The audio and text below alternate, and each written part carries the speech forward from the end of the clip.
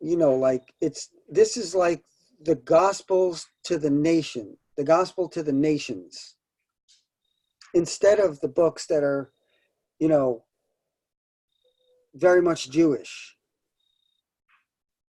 So I'm wondering if there's a correlation there between, Lazarus is raised from the dead on the fourth, after 4 days.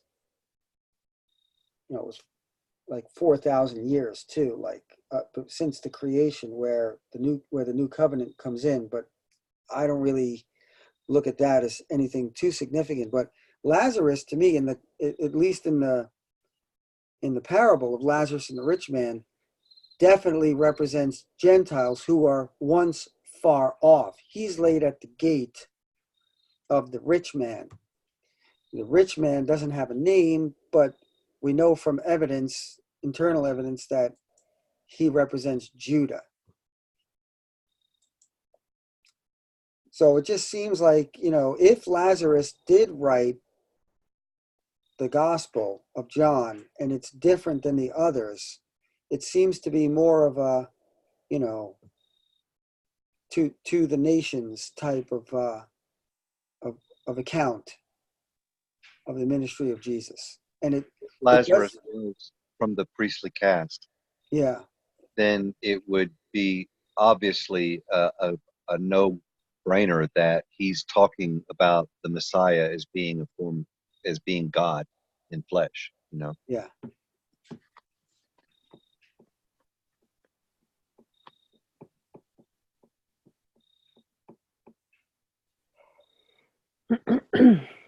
It's also the Gospel of John is the one that has all of these sign acts.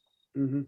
This is a witness to the Messiah, because this is an Old Testament sign that this is how we are to recognize him.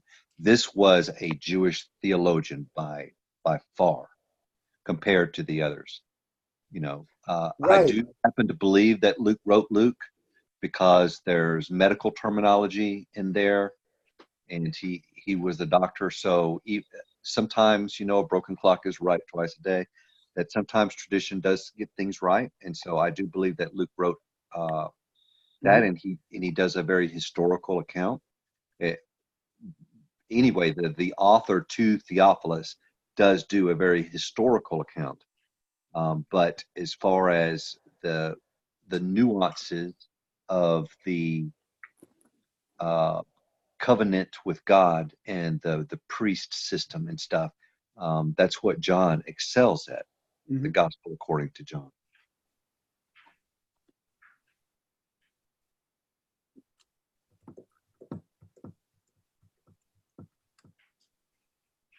There's one other thing, and that is that one of the most important events that a Jewish individual would have been able to recognize is the Mount of Transfiguration.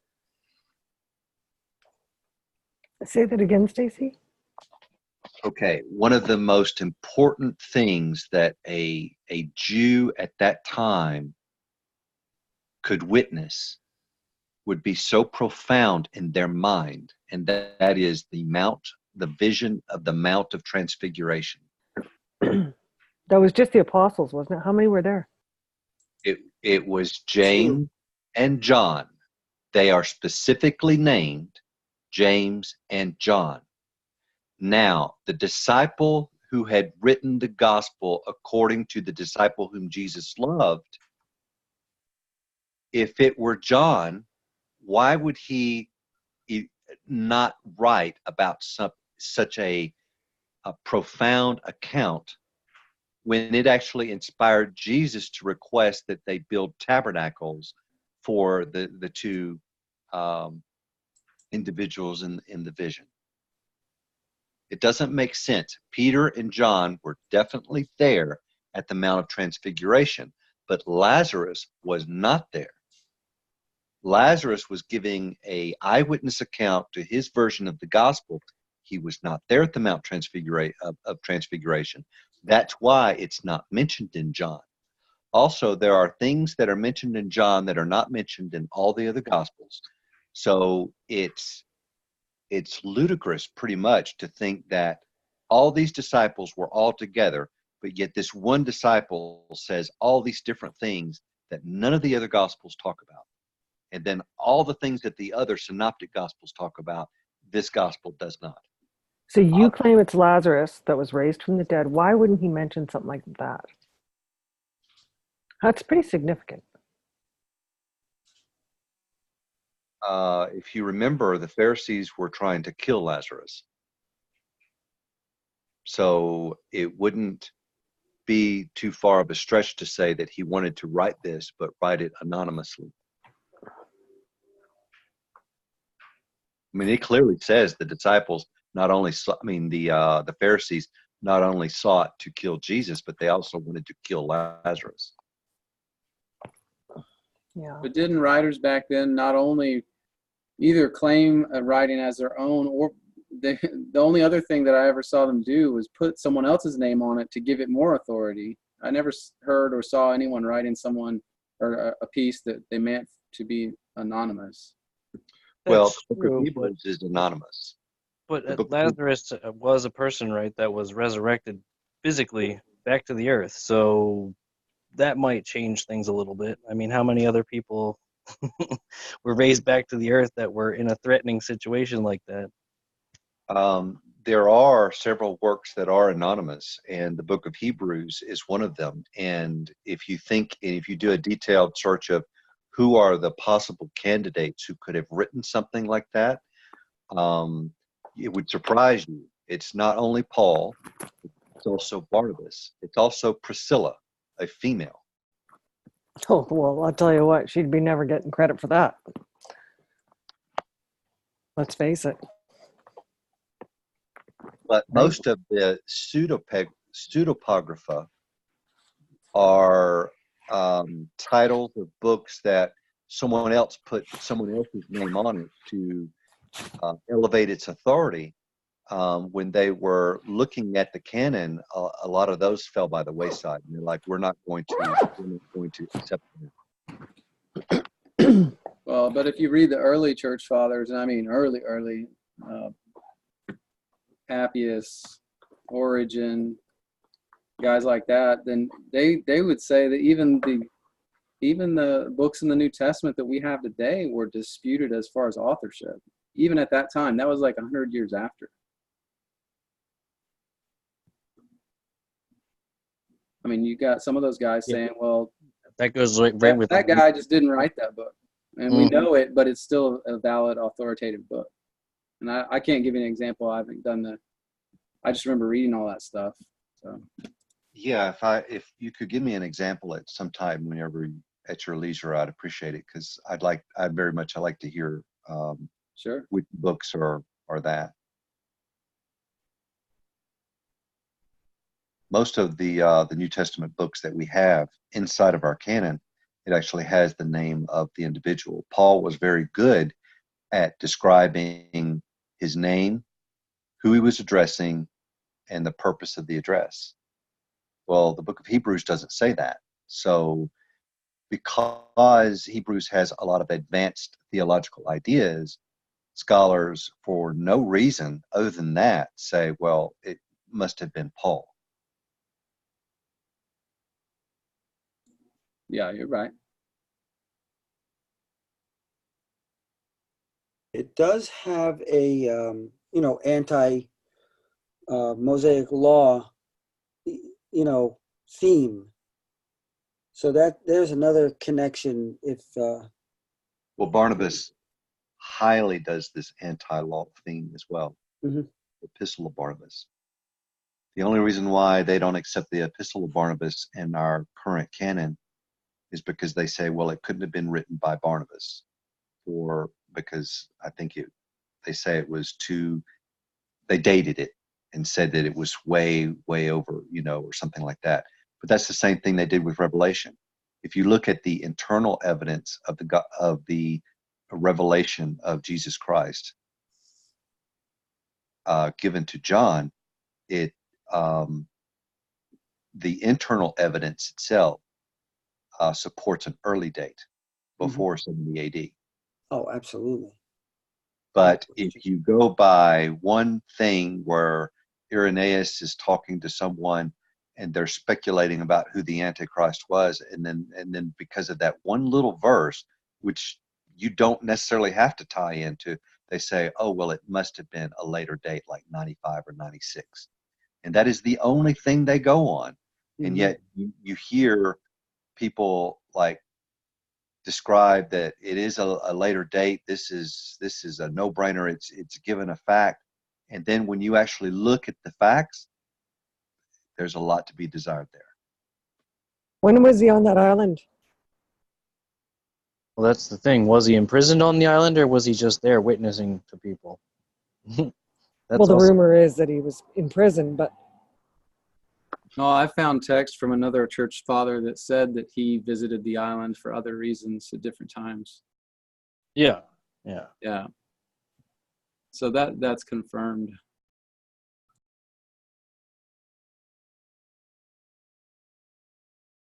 But yeah, I definitely believe the early date, because the Irenaeus verse can't be, or not verse, but the Irenaeus comment can't be used, because the whole point that Irenaeus is trying to make is that, hey, if it were important and it mattered that you know this information, then he would have told us. That's his whole point. It has nothing to do really with when John did or did not, whether it was John that was seen not that long ago, near the end of Domitian's reign, or if it was that the vision was seen. But either way, all those Roman dudes all had Domitian in their name anyway. So, like, which one are you talking about, really? Because they all had, like 5 different names. If I get my names correct, it's been a while since I've looked at this, but I had always, without really recognizing that I did this, I took the tradition of, well, John the Apostle is the one who taught Polycarp. So Polycarp was his disciple, and then Polycarp taught Hippolytus, I think it was, and then Hippolytus taught Irenaeus or something like that. Right, but even Polycarp, he would have been like 2 years old when like John would have been like really old. Exactly. If you actually start looking at the writings, you see that there was John the Elder, there was John the Lesser, and then there was John the Apostle. So the traditional view that John taught Polycarp, I don't think it's the Apostle. Yeah, it's got to be a later, different John. But doesn't he say that it's a follower of Christ? Or that he was with Christ? Or, no, with Paul, sorry. Well, he might have been with Paul, but that's, again, way after the fact. Right. If he was with Paul, that's definitely way after the fact. Paul didn't come around until after the whole thing was a done deal.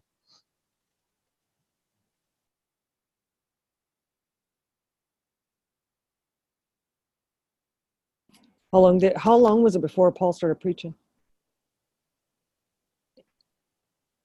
It was a while, but I mean, What do you mean? From the cross. How long from the cross? Probably a year. That's it? Well, Because I thought he had gone. I thought he had gone away for 3.5 years or 3 years or something. Oh yeah, there is what Rob would say. The other 3.5, Jesus was going around teaching everybody in the spirit or whatever, or Paul was doing it on his behalf rather. But yeah, I guess it would make more sense if it was like kind of closer to right afterwards, not that long, because the word would have been spreading and he would have been coming to persecute, and then he would have been interrupted in the middle of it, right? Well, as soon as he got his sight back and stuff, it's Barnabas that actually takes him in as his protege, pretty much. And then the two of them go out together. So where was John for 3 years, though? Where do you think he was? Because I could be misremembering that scripture, but he goes somewhere for 3 years. Yeah, well, Paul writes that he spent 3 years in Arabia. Right. Would he have been doing the gospel then? I always took it like that's where he was becoming the disciple of Christ, but right. I don't know if it's that clear. I don't know. Yeah. I mean, was this all revelation to Paul? I mean, he knew the law, I guess. It wouldn't have taken much in explaining to him. Right. He already knew the law backwards and forwards. Right. Right. When Paul was going around doing his thing, But it is funny, him knowing the law backwards and forwards, and the law saying that you must go to Jerusalem for these 3 feasts, and yet he doesn't do it. Right. Oh well, here's another argument from the law keepers. Well, Paul always went to the synagogue. So my argument is this: if I, as a non-Catholic, on Sunday, go into a Catholic church, and I sit there for the Mass quietly, and I observe, and at the very end, I stand up, clear my throat, and go, "You guys are all wrong." Did I just go to a Catholic church? Because that's what Paul did. He went to the synagogue, he waited, and then he stood up and said, "Guess what? You crucified the Messiah." And you Oh don't yeah, need, and you don't need to follow the law. So they're claiming that he went to the synagogue to learn or to worship. To observe Sabbath. Observe. Right. Gotcha.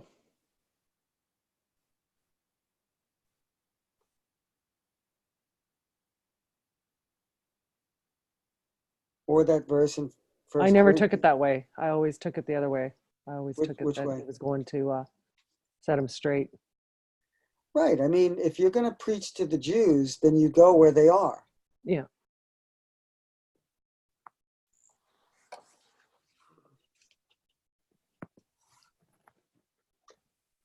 So Stacy, do you believe that the Apostle John wrote Revelation?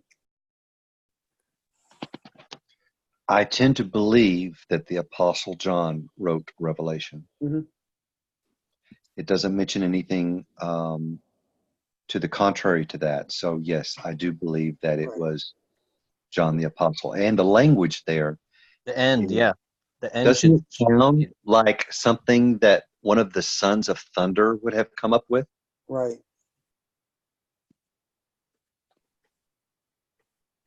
but the end with the whole angel thing. Like, come, if it was Lazarus, he would have definitely not knelt to an angel and been like, oh, praying to him and stuff. Right? Say that again. Don't you think that Lazarus would have known like better? Like he wouldn't have bowed his knee to the angel at the end, right? At the end of Revelation, right? He was being given the thing, and then he was like, oh, like he was basically started to worship the angel, and then the angel was like, nah, don't do it, right? But now, Why do you say Lazarus wouldn't have done that? Because I think Lazarus would have known better. Like he was rolling with Jesus the whole time. Like Mm-hmm. I was just about to ask that. Was Lazarus, in fact, rolling with Jesus the whole time? No, That's, he was not. the whole he was time. not. He was with him. He was definitely beloved, I think. You've Well, even got he had to have had some special knowledge of Christ because he What I'm, who were being the raised from the two dead. who were the two disciples that Peter said, let's cast lots? Was it Matthias and Barabbas? Was Barabbas the one? No, it was Matthias and I thought it was Barabbas. was it Barabbas? wasn't Barabbas the dude that they let go instead of Jesus? Yeah. There's Oh, two of them though. that's a different one. Yeah. Oh, But there's two of them. It's weird. what Okay. the funny thing is that Peter says, let's pick from two disciples that have been with us since the beginning. Right. That doesn't mean that they were always traveling with Jesus at every moment, because obviously those aren't even mentioned when it's specifically mentioned who the 12 were and what they were doing at that time. So he did have more than just 12 disciples. He had How did they become apostles? 70. How? The apostles were the 12 that he chose. Yeah, I know. But does Christ call them apostles? Or does he call them his disciples? Well, he says, have I not chosen you, the 12? He doesn't call them anything. Apostle just means sent one. Yeah. And No, he I know, but definitely did send out the 12. Yeah. Apostle's not really a English word. It's a Greek word that's just been transliterated and anglicized, so it sounds English, but it's not an English word. There Does is it no is it the same as disciple, apostle? no. What does apostle mean? Apostle means sent one. And what does disciple mean? Follower of Christ? Yes. Right. Yeah, So there were definitely like tons of disciples. when did they first become apostles? I mean, like, when were they first called apostles? Do you know? Probably at Pentecost or after that. Who starts calling them apostles?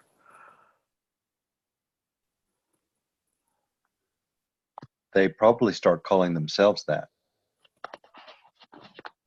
First appearance, Matthew 10:2, it seems. Now the names of the 12 apostles are these. But Yeah. it's highly likely that Matthew was written after Pentecost.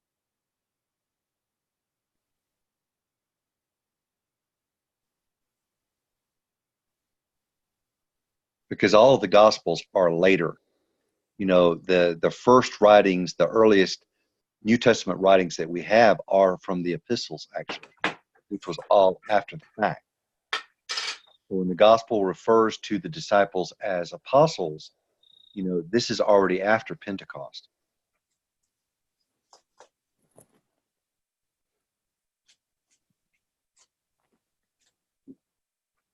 I don't know. It just seems to me like Lazarus is more of like a special dude in multiple cases. So like, I don't see why he would just be all of a sudden bowing to some random dude at the end. Like, seems to me like he knows a little bit more than this other guy who wrote Revelation. Well, he wouldn't have known that much more if soul sleep were occurring at that time and he were just Right. dead and unconscious. But if you think, well, he had an afterlife and he was wherever God No, knows I he just think he was. was straight dead, and then he came back, and then he was like, "Oh, hey, I'm back. Cool." You know, like now I know. Like I definitely know now. Like if I was like pretty sure before, like now I definitely know. You just brought me back to life, right? I don't know. I would be more impressed. I wouldn't just go bowing to some random angel all of a sudden. And it's unclear to me, you know, to my personal, if that's a human messenger angel or if that's a supernatural one. Like I can't tell from what the text says. Well, I don't know why he would be bowing to some guy. Yeah, Well, I there's, agree. let me find it for you real quick. That would set a precedent. Could be because he just got knowledge bombs dropped on him, but you know, I agree with what you're saying. Like it most likely was a supernatural angel.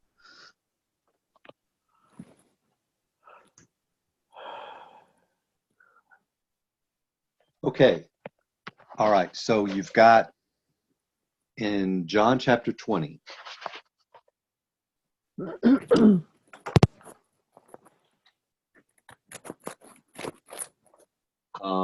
so you've got now starting at verse 1. Now, on the first day of the week, Mary Magdalene came to the tomb early while it was still dark and saw that the stone had been rolled away from the tomb. So she ran and went to Peter, Simon Peter, and the other disciple, the one whom Jesus loved, and said to them, "They have taken the Lord out of the tomb, and we do not know where they have laid him." So Peter went out with the other disciple, and they were going towards the tomb. Both of them were running together, but the other disciple outran Peter and reached the tomb first. And stooping to look in, he saw the linen clothes lying there, but he did not go in. Now, if it's Lazarus, he has a first-hand account knowing where you see the burial shroud there and there is no body, because that's exactly what happened to him. He had no need to go in. But then it says, but then Simon Peter came following him and went into the tomb, and he saw the linen clothes laying and the face cloth which had been on Jesus's head. not lying with the linen clothes, but folded up in a place by itself. Then the other disciple, who had reached the tomb first, also went in, and he saw and believed. For as yet they did not understand the scripture that he must rise from the dead.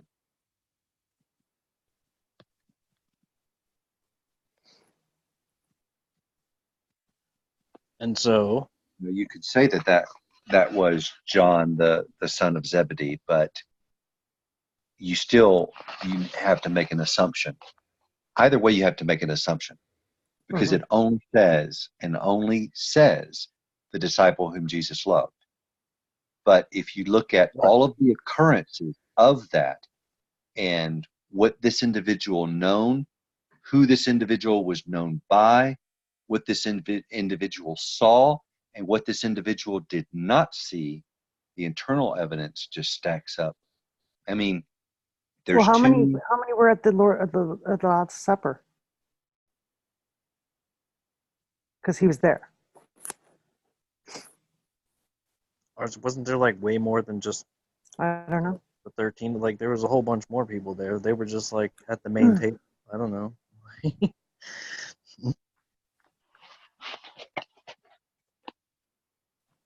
Because he laid his head on Jesus' chest.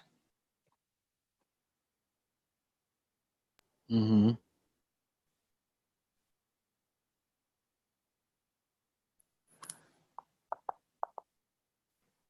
Now, it is funny that they were prompting this one whom Jesus loved to ask the question. But then when you hear about Peter and the sons of Zebedee, James and John, they're actually fighting one another. Who's going to be the greatest in the kingdom? I'm the greatest disciple there is. When you sit at your throne, can I be on my right? I mean, can my sons be on your right and your left? And then all the disciples looked at them harshly after that.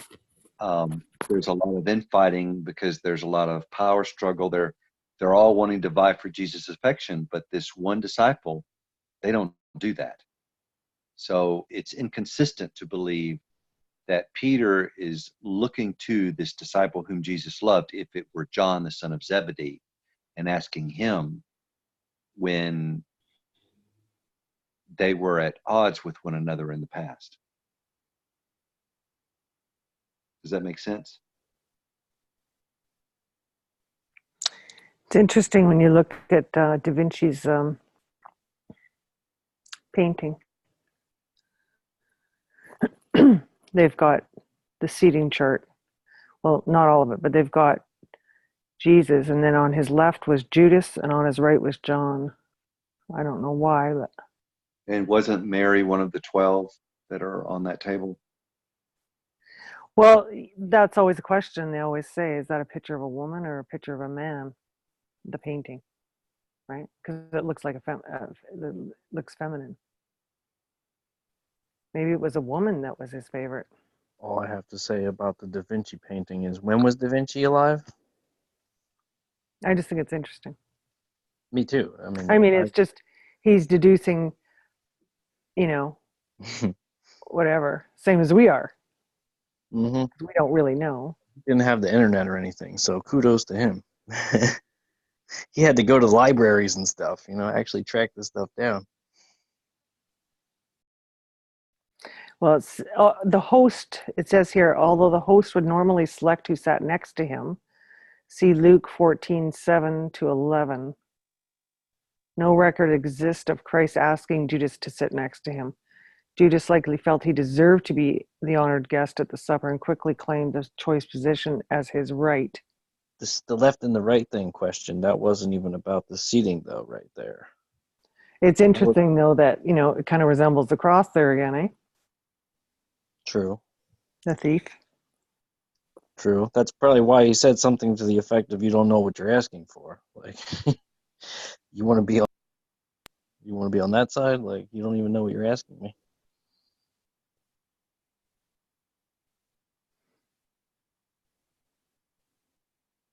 Isn't that what he got told? This says, what evidence from the Bible exists to show that the above seating arrangement for Christ's last gathering with his disciples is correct? Scripture states that Peter had to get John's attention in order to request that he ask Christ who will betray him. But they're assuming that it's John, isn't it? Oh, no. Yes, they are. They're assuming that it's John. Right. This would not be needed if Peter sat next to John. Peter, however, had to be close enough to John such that his request could not be heard by others. John then leans on Jesus' chest. Yeah, see, they're assuming here.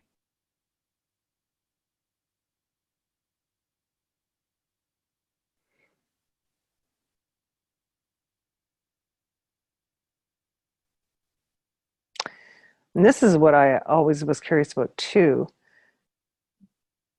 He said out loud that he would give that person a piece of, or whoever, the betrayer was the person that he dipped the sop in, right? Or dipped the bread in. Additionally, the exchange that involved Peter, John, and Christ and Judas was quiet and close enough such that the other disciples at the supper had no idea what was said. See John 13:28. This meant they did not know the betrayer would be the one given a piece of bread during supper. Because that's what I often wonder. That had to have been whispered because they would have all known who it was. Right? Mm-hmm. Well, it doesn't have to be whispered. It's just, you know how it is. You're at a table and everybody's talking. There's that that hum in the background. Yeah, but quiet enough. Your sound, so you can kind of talk low. I guess you can call it a whisper, but you don't have. You just have to talk low. But yeah, totally. The host of a formal meal or supper would be given the honored guest at the table the first sop. The sop was a piece of bread or other small amount of choice food that is dipped in a sauce. The host, once he had the sop, would place it into the mouth of the honored guest. This guest always sat to the left of the host, whom the Bible clearly states was Judas Iscariot. After he received the sop, Judas asked if he was the betrayer, which Christ affirmed that he was.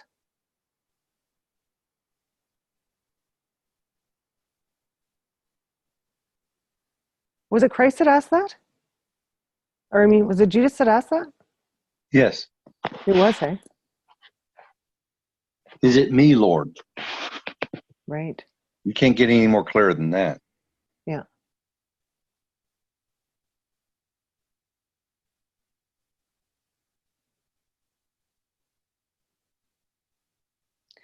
After Judas left and the supper was finished, Jesus did something that caught the disciples off guard. He took off some of his clothes, wrapped a towel around his waist, and then began at Peter to wash the disciples' feet. Peter was the first to receive this ceremony, since he sat at the end of the table. His seating also explains his initial impulsive rejection of having his feet washed. Anybody ever look up the name Judas? Judas Priest? No, Like, why would you do that? Because the translators made it Judas. It's really just Judah. So it's like Judah or Judas is a picture of the nation of Israel rejecting Christ. Oh, that's interesting. Yeah. Mm-hmm. The betrayer was the one right next to him. Sounds like Satan to me. No, Satan entered him. Exactly. Exactly. See? But that doesn't mean some dude just flew into his body and was like, I got you now. That's all. Doesn't mean he didn't. It's the expression, like. What? It's just like an expression, like the devil took him over. It just means he went crazy for a second, Doesn't mean that. No. So, and the other thing is, going back to the parable of Lazarus and the rich man isn't giving a name, but he calls Abraham his father, so he's Jewish. and he has 5 brothers. Who has 5 brothers in the Bible? Judah.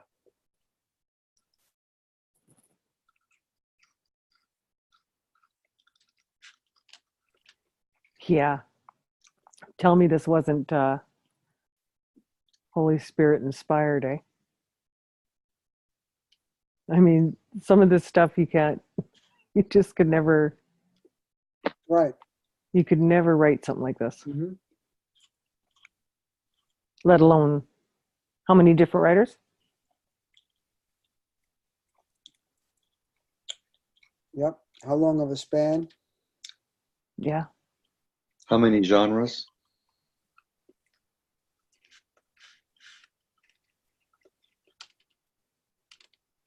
The life of Judas Iscariot is mentioned 22 times in the King James Bible. Who was he? What did Christ have to say about his character? Judas was, out of the 12, he was the only non-Galilean. So here's the other verse, right? To go with the other one that you just pointed out, that I just said, the devil entered him. Is that what it actually says? Says What's the Satan exact? answered him. Satan entered him. Okay. Mhm. But anyway, Satan is the devil, I guess, right?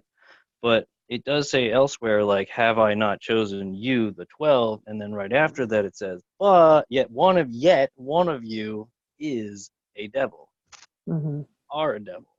So you see what I'm saying? Like, No, if I he's understand what already you're a saying. devil, like, why is some thing have to, like, take him over and, like, control him, I But then guess. why would they put entered into him? Why waste our time? It's just the word entered. Like, look at all the other translations of that word. Read it to me. The other They make translation. it because they believed in witchcraft. I mean, come on, 1611 King James I'm reading from, right? So these dudes are like hunting witches and stuff. So they believe this nonsense. But anyway, sorry. I just wanted to You point that out. can't do that. You cannot use scripture to defend something and then say it's ridiculous because they believed in witchcraft. You either take the No, word. they do, but they believed it, but they put the wrong word, entered. Like, it makes it sound when you use that So word, what should it say? something came into your body and started controlling you. But what should it say then? It should say something that's not the word entered. Okay, so here we go. You better look it up for me. Yeah, that's. Well, see, that's the thing. Like, where do you get the idea for demonic possession? Where does it ever say that happened? People just Well, automatic. it's really tough when you read stuff like that. I know, and that's the problem. Okay. So they should have written the Bible differently. Well, that's why it helps to look at, like, all the versions at the same time. That's what I said. You look it up for me. Okay, well, I would have to go into a different part of my house for that, but I will do that. Well, you don't have to do it right now. Yeah, it's going to take me a minute to get over there.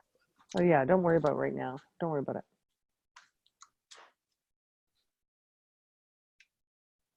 Yeah, not to hijack the Judas thing with was the whole. a liar. He was deceitful, greedy, traitor, and a betrayer. Sure, he was all these things, right? He, the man himself, had nothing to do with anybody else doing anything with him. Jesus is referred to Judas as a devil and the son of perdition, who would have been better if he were not reborn. It is interesting to note that Christ not only knew he would be betrayed, he handpicked the betrayer. He stated when he selected 12, "Did I not choose you 12, and one of you is a devil?" Mm-hmm. It says, this is just sort of a commentary. Judas was possessed personally by Satan, the devil, during the last Passover. John 13:27. No doubt to ensure Christ would die for the sins of the world. The price paid for his betrayal was 30 pieces of silver, an amount predicted in Scripture. Didn't so Esau, who also represents Israel, sold his birthright for a bowl of stew. But Mm-hmm. and He did. Judas sold out Jesus 30 pieces of silver. I think there's a reference of 30 pieces of silver. Is it in Zechariah? Yeah, I believe so, yeah. 11, 12.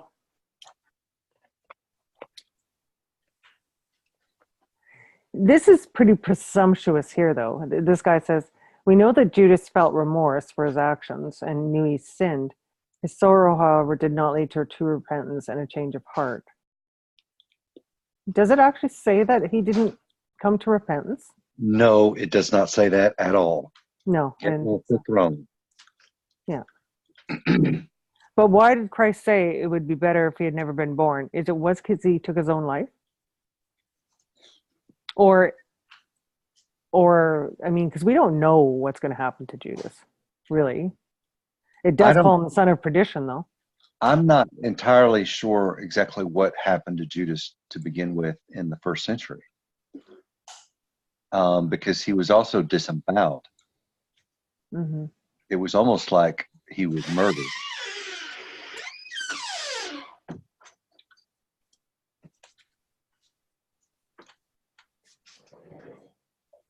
Might have fallen on his own sword. Right, but nobody made him do that. He did it himself of his own accord. He sold him out. He did everything. Jesus handpicked him. None of Does this it story say has anything to do with the But supernatural. he must have come to some kind of realization, obviously, right? Because he had sorrow, Yes, you know, right. and change of heart. And for And he you to tried to- just say, your crime is too great for your sorrow to Yeah. actually be genuine. Yeah. That is not a right way to think. Yeah, well, isn't I that think what, yeah, I think that they go by the scripture that when Christ says it's better if he had never been born. You know what I mean? How many of you guys have watched Jesus of Nazareth? I movie? just Yeah. watched it not long ago. It's I love it. Yeah, I've heard it's doesn't- a really good movie. I think it's an unbelievable movie. I Yeah, must have seen it 10 times. It's Yeah, very I long too. I think I have that written on my list of stuff to watch here. Yeah, definitely watch it because Robert Powell is Jesus, and man, he just plays a powerful role really, really well. But the reason I bring it up about Judas, you know how when you make a movie about something, you have to add some details. Well, Mm-hmm. they You do have to- that. They do that in this movie, but they do it really well. Like one detail is they show the politics of what was going on big time and how the zealots wanted to, you know, rebel against the Romans and Yeah, that's exactly what. they show how they actually show Judas as almost like he's one of the zealots, but he's now an insider in the group with Jesus. And they show that's the reason why he betrays Jesus. Because it's almost like he wants Jesus to just go ahead and present yourself as the Messiah because you are, and I don't know if that's at all what really happened. But you have to wonder after you watch the movie, like, that makes a little bit of sense. Well, yeah, no, it does make sense that he wouldn't just do it willy-nilly, like, oh, hey, 30 pieces to portray your dude? Like, oh, okay. Like, no, he had to clearly have some reason for doing it, right? So it would make sense. Right. I love it when movies do that or whatever. And then when he ends up getting crucified for it, now he's remorseful. Right, because now he's like, oh, because I don't think, right, nobody knew that he was going to go die. Like, Right. They all were like, hey, you're going to be our king and you're going to be awesome. And like, but how many times they tried to do that? And he was I don't think Judas went into the, that's the thing that gets me with the whole kingdom here on earth, and he's going to sit on an actual chair here and rule over us all. It's like, man, he was offered that, and he said no to it. You know, he said no.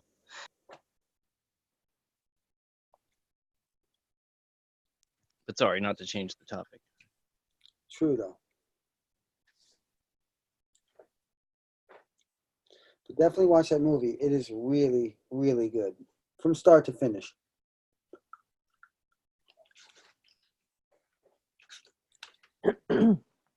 Was Judas, he was the treasurer, so was he a thief as well?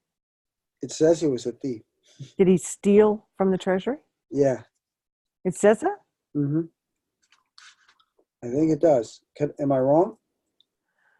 I don't know. Let's go to where. What I have is, what does 30 pieces of silver buy you I back? think there's at least Curious two. as to how much cash that is today. Like, was that like $5 million? Like, or did you just portray him for like $50, like lunch money? Like what was it?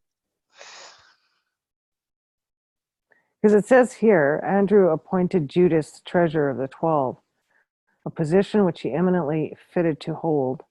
And up to the time of the betrayal of his master, he discharged the responsibilities of his office honestly, faithfully, and most efficiently. So it sounds like he didn't steal. That's not That's true. it. That's a commentary. Where are you getting that from? Well, I'm just reading on here, so I just wanted to find out for sure. No, that's not. That's not. Because I thought he accurate was at as all. well, but That's not accurate at all. It says he secretly stole. was Judas. And that's the reason why. All right, so if you look at when Judas was pitching a fit that this alabaster box of very expensive perfume Yeah, was yeah, sent, yeah. it says clearly that the reason why he was so adamant about that is because he was stealing money from the treasury. He wanted it to go into the treasury.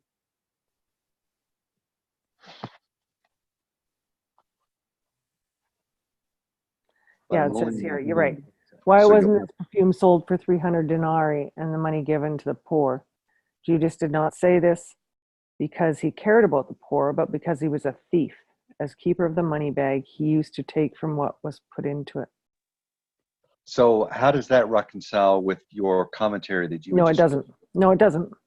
That's why I was asking. Because I thought I had read he was a thief as well. That's why you shouldn't read commentaries ever. Yep. But oh, what? What do you mean? Everything we watch is a read perfect them, but commentary. they're not really gonna. They're just nothing. commentaries? You should definitely read them, but you should Well, that's why I was looking it up. take them slowly and Yeah. Oh, of recognize course. that this is somebody else's Well, But it gives idea. me lots of questions to look up. Lots of It things is to look up. It is true, but you know how you guys commented before, like, Albert said, "Oh, you don't need to me. You don't need to gather your notes if you debate Right. Victor because you just know it." Mm-hmm. Well, you think I know the whole Bible, right? I've never read No, any. I know for a fact there's parts that I could point out to you that you'd be like, I never even heard that. Right. But I'm just making a point that I've never read any commentaries. None. Zero. Zippo. The only if I know anything, Yeah, it's but 'cause you I have a read- totally different kind of mind than I do, Matthew. Let's face that. But whatever I know, it's because of just reading the Bible itself. Is Yeah. my point. Yeah. But if I don't understand something, I have to go to the Word. I mean, I have to look it up, get different views on it. I always go You pro gotta and get a con. take on it. Right. You gotta get a take on it. A couple of takes, mull it over. Yeah, I suppose. But once Absolutely. you actually study hermeneutics, which is a way you're studying how to interpret scripture, it causes you to be less dependent on commentaries. Well, the thing is, everybody has a different hermeneutics. I mean, think about it. They shouldn't, though. Hermeneutics is basically context, genre, reader relevance. You put those things together, you should. And if Yeah, but how do know- you get so many different views of eschatology then? Because some I mean- people are dishonest. Because some of the hermeneutics are inconsistent. That's right. Yeah. They don't hold consistency as a top level tier Right. quality. And also, some people don't do their own research or whatever. How you said, like you looked it up yourself. Like, no, they don't do that. They just Well, I take the don't trust word anything from other anymore. person and they just repeat it. But like, I don't trust anybody. nobody here does that on this panel, at least. We all definitely have clashed. The only reason we might agree now is because we've like literally clashed it out on here until one side pretty much grinds the other one down to the point where they're like, fine, next topic. Right? Till one goes home crying.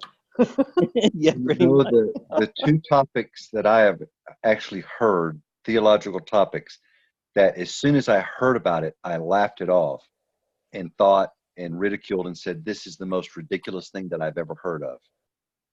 Do you know what those two were? I think one's preterism, but One is full preterism, and one is that Lazarus wrote the Gospel of John. And yet, those two topics, out of all the things that I do know, I am more convinced about those two being correct than everything else I believe. So what did you learn from that, Stacy? I learned that if you look to consistency and you hold that at a top tier, that you don't have the luxury of just believing whatever you want to believe. And so even though something might sound ridiculous, if the evidence is very weighty on it and it is consistent, it has to be, looked at.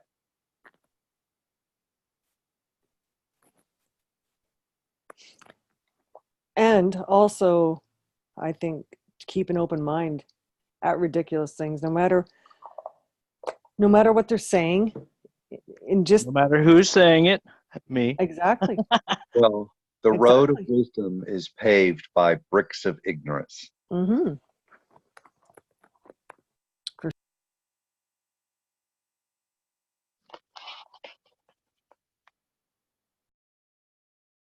But that's the thing. Like, it's better if you understand all avenues and you've looked literally before you answer at all possibilities that you could possibly find, right? You're probably going to have a better idea about what the real answer is, even if it doesn't match any of the opinions of any of the other people, right? Or the commentaries, as it were. You might read, 20 different commentaries, and they might all be completely different. But you know what? Maybe they're all wrong. Maybe that's why they're all different. It's because they're all wrong. Well, I think I like to know all the different views of a subject now. Right, and then maybe That you'll way come. I have a much more open mind going in, and I'm not so it's my way. Right. It's what I believe, right? That's gotten me into so much trouble in the past. Yeah.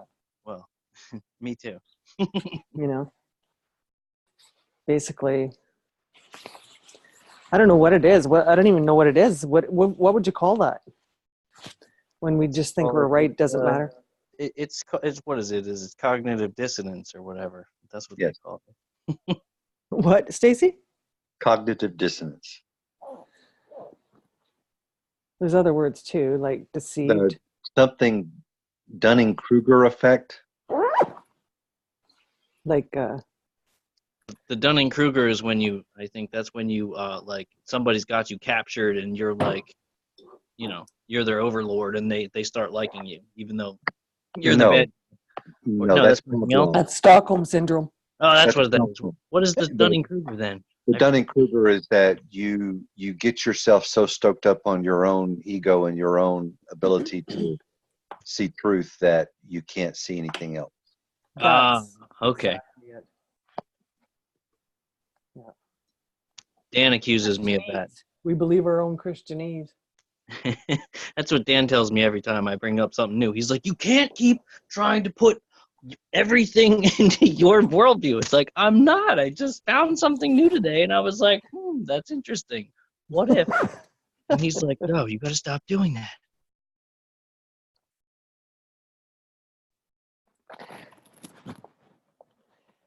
Well, you know what? It's pretty hard to share this kind of stuff with an unbeliever. I mean, It is. They just look at you like. Although I will say that in my at least with the unbelievers I know, they actually are more willing to lean, like, if I mention preteristic stuff, like they'd be like, oh yeah, like that sounds more like legit, you know, like they're more willing to agree with me when I say those kind of things versus when I say, you know, something that's not preteristic, you know, because they like to hear that, you know, everything's done with, so, stuff like that, that like tickles their ears. Well, or yeah, something. they don't want to. Yeah, They want to exactly. believe they have more time. They're not going to hell quite so soon. Yeah, something like that. Mm-hmm. I was listening to some radio station today, some Christian radio station, and I'm listening and I'm following along, and all of a sudden, I wasn't paying close attention to it, but all of a sudden it was this, Christ is at the door. He's returning any minute now. I Yeah, was he's like, at the door. how do you listen to it? You know, how do you go to church and sit and It's listen so to it? hard. I don't know how people do it, but sometimes I do that just to sharpen myself. Like I will listen to like a whole like hour video of something that I completely know that he's going to be against me the entire time, just to hear all of his points. You know, like maybe he'll make a Who's good. that? Who's that Kahn guy? What's his name? Jonathan Kahn. Okay. Yeah. Oh, that's the newest prophet out there, right? Oh, is it? Yeah. I thought Benny Hinn just renounced all of his No, he didn't renounce it. prosperity gospel, whatever. No. Oh yeah, but he's done it before. Well, I was in a Okay. Bible study this morning, and it was on Acts chapter 1, verses 1 through 12. And this talks about the ascension of Christ and about it is not to you knowing the times of the seasons when I shall return. And so they started talking about, well, how is this going to look in the future? You know, every eye will see. How is that possible? And one guy said, well, everyone could receive a vision at the same time. But I didn't want to bother telling them, well, sometimes all doesn't mean all. And even though that you are all actually members of the Missouri Synod, other than this one Catholic guy, the Missouri Synod has actually stated that you are partial preterist. So you believe that most of those things were fulfilled. I didn't say any of that because there wasn't the time or place for it. They were looking for that for inspiration on, well, we need to live our lives like his coming is imminent, you know, and things. So I just basically went along with it. And they got a lot more out of that Bible study than just me sitting there arguing with them over scripture. Right. Sometimes Yeah. I'll You say, really well, have you to know, do there it. are other people that believe this way just to get them to think about it, but I'm not actually going to directly go up and confront someone. I'll actually more approach from the side. I've always heard you win more with honey than you do with vinegar. What's interesting though is, you know, it says we live, you know, we're supposed to be living our lives like he's going to return at any second. But most people are living in fear and anxiety. Yeah. And isn't there a verse? Yeah, it says, what is it? Hope deferred makes the heart sick, but fulfilled is a tree of life. What is it in reference? It's hope deferred makes the heart sick, and something after that. But that should find the verse. And that's what they're doing to themselves. They're deferring the hope, and so that they're sick because they got it wrong. So they're making themselves sick because they're worried about this stuff that's not even a problem, right? So they're all expecting, like, I don't know, a giant meteor to hit the earth and wipe everybody out in a giant fireball and burn everything to the ground. Like, it's pretty terrible, actually, what we used to believe. Oh my gosh.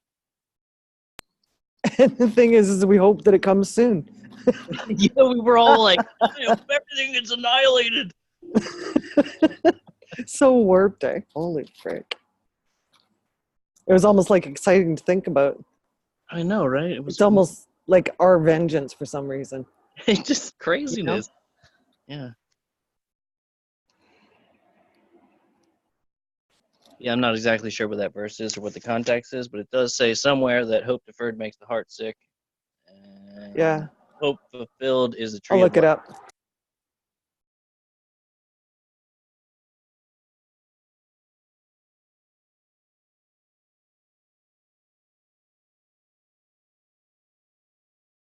Maybe we put David to sleep. I'm still here listening. Word. Proverbs 13:12. Oh yeah, that's what it is. Proverbs. What's it say right before that? Give me a second here.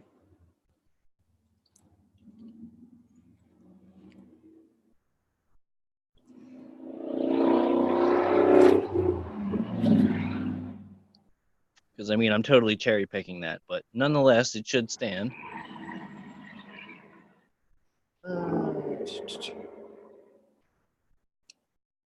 A wise son hears his father's instruction, but a scoffer does not listen to rebuke.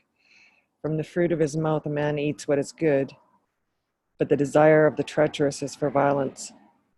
Whoever guards his mouth preserves his life. He who opens wide his lips comes to ruin. Isn't that the truth, eh? The soul of the sluggard craves and gets nothing, while the soul of the diligent is richly supplied. The righteous hates falsehood, but the wicked brings shame and disgrace. Righteousness guards him whose way is blameless, but sin overthrows the wicked. One pretends to be rich, yet has nothing. Another pretends to be poor, yet has great wealth. The ransom of a man's life is his wealth, but a poor man hears no threat. The light of the righteous rejoices, but the lamp of the wicked will be put out. By insolence comes nothing but strife. But those who take advice is with those who take advice is wisdom. Wealth gained hastily will dwindle. Isn't that interesting? I like that one. But whoever gathers little by little will increase it. Hope deferred makes the heart sick, but a desire fulfilled is a tree of life. All right, so that's better context. He's going over a whole slew of things, but You know, even better. it's probably only coincidental, but if you're ever wondering, well, I've got some time to read the Bible, what can I read? It's just purely coincidental that there are 31 chapters of Proverbs and there are 31 days in most months. So if you actually read whatever the day of the month is, if you read that chapter of Proverbs, then and you're consistent with it, then you'll have read Proverbs 12 times each year. I do that and then I forget and I stop. Right. If you skip, don't worry about catching up because you'll get it next month. Yeah. But definitely, hope deferred makes the heart sick in all cases, right? Because he's talking about all cases, right? Pretty much. So if you're going to defer your hope of Jesus coming back and it's going to be in the future and you're all doom and gloom, like, pretty sure you're going to make your heart sick. I don't know. That's just my opinion. But if you Well, I already might as well came back finish and the it's whole already thing. done deal and he already kept all of his promises, like, oh, well, there we go. Like, now that's a huge burden off my shoulders. Now I don't have to worry about getting hit by a giant meteor every day. He's got it on lockdown. It's fine. Right? I might as well finish reading it, eh? Sure. Whoever despises the word brings destruction upon himself, but he who reveres the commandment will be rewarded. The teaching of the wise is a fountain of life, that one may turn away from the snares of death. Good sense wins favor, but the way of the treacherous is their ruin. Every prudent man acts with knowledge, but a fool flaunts his folly. A wicked messenger falls into trouble, but a faithful envoy brings healing. Poverty and disgrace come to him who ignores instruction, but whoever heeds reproof is honored. A desire fulfilled is sweet to the soul, but to turn away from evil is an abomination to fools. Whoever walks with the wise becomes wise, but the companion of fools will suffer harm. Disaster pursues sinners, but the righteous are rewarded with good. A good man leaves an inheritance to his children's children, but the sinner's wealth is laid up for the righteous. Wow. See, I never even thought about something like But that. the sinner's wealth is laid up for the righteous? Yes. But the sinner- That's probably chapter 13 is my favorite of the chapters of Proverbs, and especially 13:22, which is probably where you're at now. Mhm. but it basically says that the wicked go through all this trouble and all this strife to gather up all of these riches, but yet God just takes it from them and gives it to the righteous. That's profound. The fallow ground of the poor would yield much food, but it is swept away through injustice. Whoever spares the rod hates his son, but he who loves him is diligent to discipline him. The righteous has enough to satisfy his appetite, but the belly of the wicked suffers want. Whoever spares the rod hates his son. And yet the curse that the wicked have is that they can never be satisfied. Yeah, no contentment. They always have to get more, and Yeah. which makes them want to get more, and it's a never-ending cycle. You never hear a rich man, a very wealthy man, say, "Oh, I've got enough money." Well, they spend the first half of their life acquiring it and the second half protecting it. Mm-hmm. Yeah, I don't know. I mean, I'm not impressed by Lamborghinis or like giant houses. Like, you know what the heating bill must be like, or the air conditioning on a. You know Forget about that. You know, the parable. first thing I think of is, oh my gosh, there's not a hope I would want to clean that thing. Oh, that's That's the first thing that comes to my like mind. cutting the lawn and all this like stuff like. The Oh, parable in the Gospel of Luke, you know, this man is thinking that he's got all this wealth and now he wants to build barns where he can store it. And what does it say? You fool. Don't you know that this very night your life should be required of you? yeah, hey.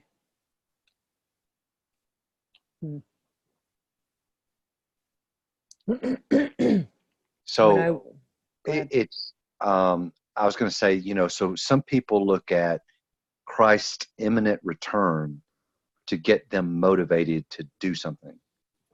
But what I would say is look at that parable, look at the fact that none of us are guaranteed the next day of our lives. You know, man's like grass, it'll just soon wither. You know, James says our life is but a vapor.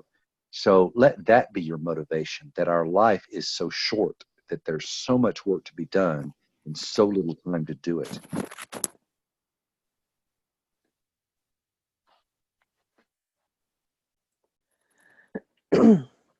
When I first, because I had no idea of discipline or anything when I had kids, hey, like I had no idea how to discipline them.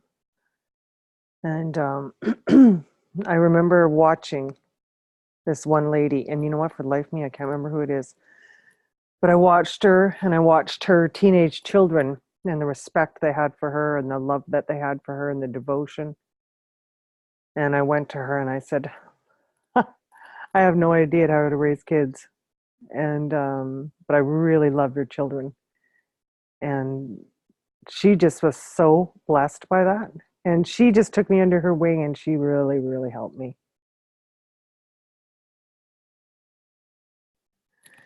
You know, because I used to read these, you know, a wise son brings joy to his father, but a foolish son grief to his mother. He who spares the rod hates his son, but he who loves him disciplines him diligently. A foolish son brings grief, and that is so true. You just grieve for the foolishness of your children. Foolishness is bound up in the heart of a child, but the rod of discipline will drive it far from him. The only thing I never wanted to be was a screamer. You know, you hear these moms just screaming at their kids, and it just sent chills down my spine.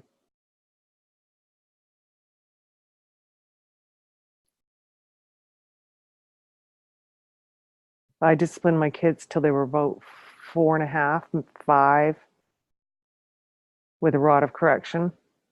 They would be a warning, and then that would, you know, you'd have to teach them what they weren't allowed to do. And then I would discipline them, and I never did it in anger. I would always take them into the room. I would never humiliate them or anything. And I can remember my oldest saying to me, I will never spank my kids. Like I don't know, he may have been 12, 13, 14.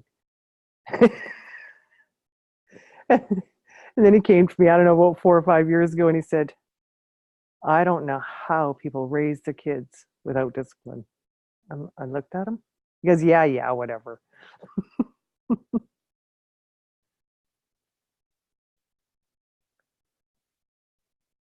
But you see so many parents so embarrassed of their children now. It's so sad.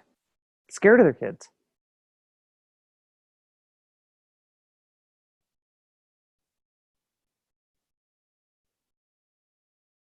Stacy, Yes. do you ever wish you had kids? I really wanted children when I was like 10 years old. Mm-hmm. I wanted children that I could pass on my knowledge and stuff like that.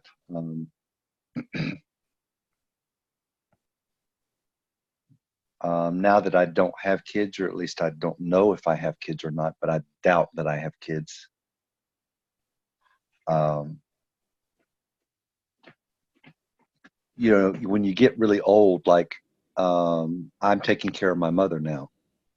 Mm-hmm. So when I get that age, you know, there won't really be anyone to take care of me. I'll just have to basically depend on the Lord. So yeah, it is it would be nice to have kids, and right now I would probably be a grandfather. Mm-hmm.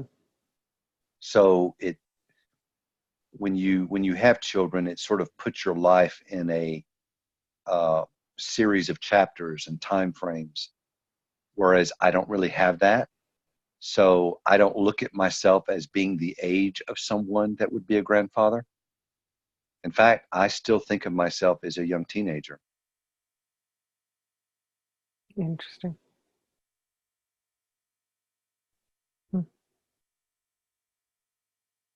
Bible scribe, do you have any kids? I have two. One's in the room with me right now. Oh, is he? She? He? My daughter is the younger. My son is the older. How How old old are are they? My son just went to college. This is for the first semester this year. And That old? Oh my God, you don't look that old. yeah, tricky. Wow.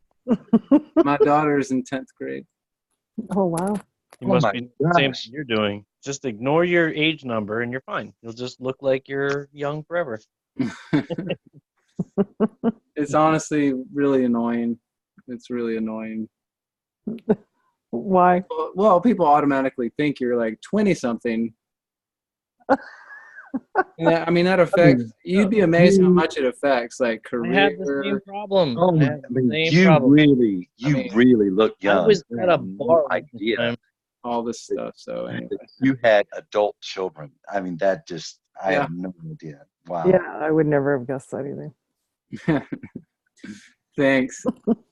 You still get carded if you have to go places, right? Oh, dude, it's so funny. Even tonight, I took my wife and daughter out to eat, and it's almost a joke now. The waitress will always ask if we're going to split the check every time, and then they will set the check beside her like they did this evening. Get out of here. Really? I'm not kidding. It's annoying, and we just laugh it off. But yeah, Well, they think she's your mom. I had that happen to me one time. I don't know what they The think. But doctor thought that the person I was with was my mom. I guess they're probably thinking that your wife is a cougar and she's got this younger man or something. yeah, she's got the money. Yeah, Hmm. absolutely. Yeah. We got pulled over with my son. He was, I don't know. Yeah, he must have been 17. Cop says to him, you're supposed to be driving with somebody over 25. And he goes, how old is your girlfriend? Chris is like, that is my mother. He didn't take too kindly to it. And I'll always do things to embarrass them. Like I'll walk arm in arm with them, and they don't, I mean, not that they care, but I said, you do know that everybody thinks we're dating.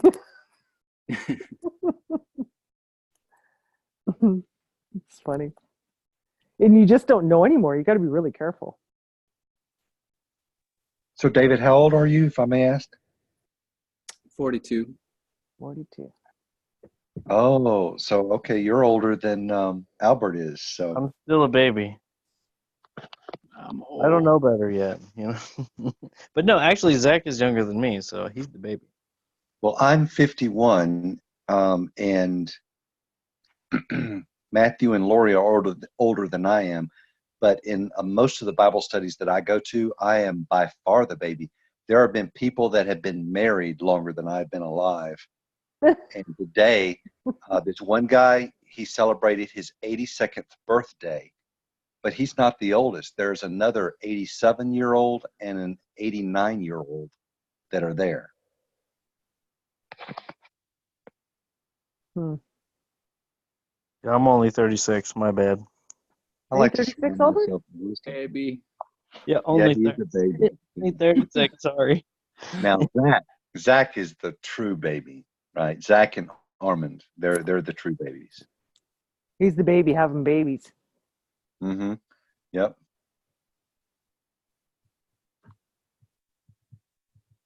Matthew, how many grandkids do you have? I have no grandkids yet. No, me neither that I know of.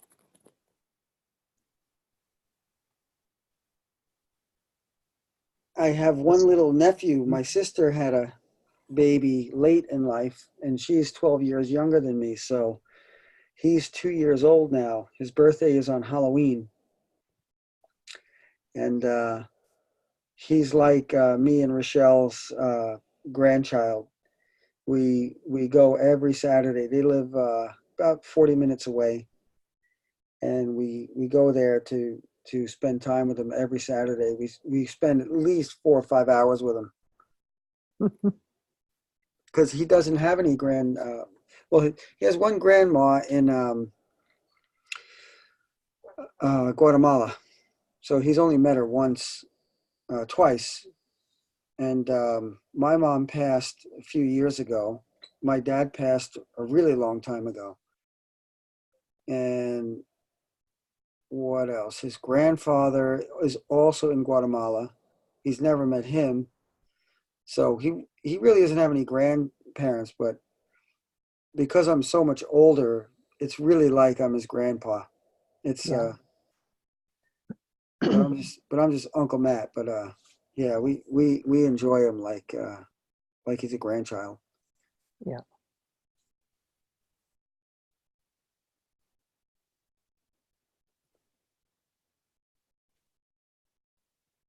Are any of your kids believers, Matthew? No, as a matter of fact, well, my oldest, um, he's 26 now. He doesn't reject, but he doesn't show interest. Yeah. The middle guy, um, I don't know if it was 5 years ago. Now I lose track of time. Shocked me with him being gay. Mm-hmm. And then I got a secondary shock from my middle guy that my younger son is gay. Wait, so all right, you've got 3 sons, right? Mm-hmm. And 2 of them are gay? The younger guy, I'm told he doesn't want to bring it out himself. But Mm-hmm. yes, for all intents and purposes, yeah. All right, so let me ask you this. Mhm. Their maternal uncles, did they have any? Yes. Were they gay? No.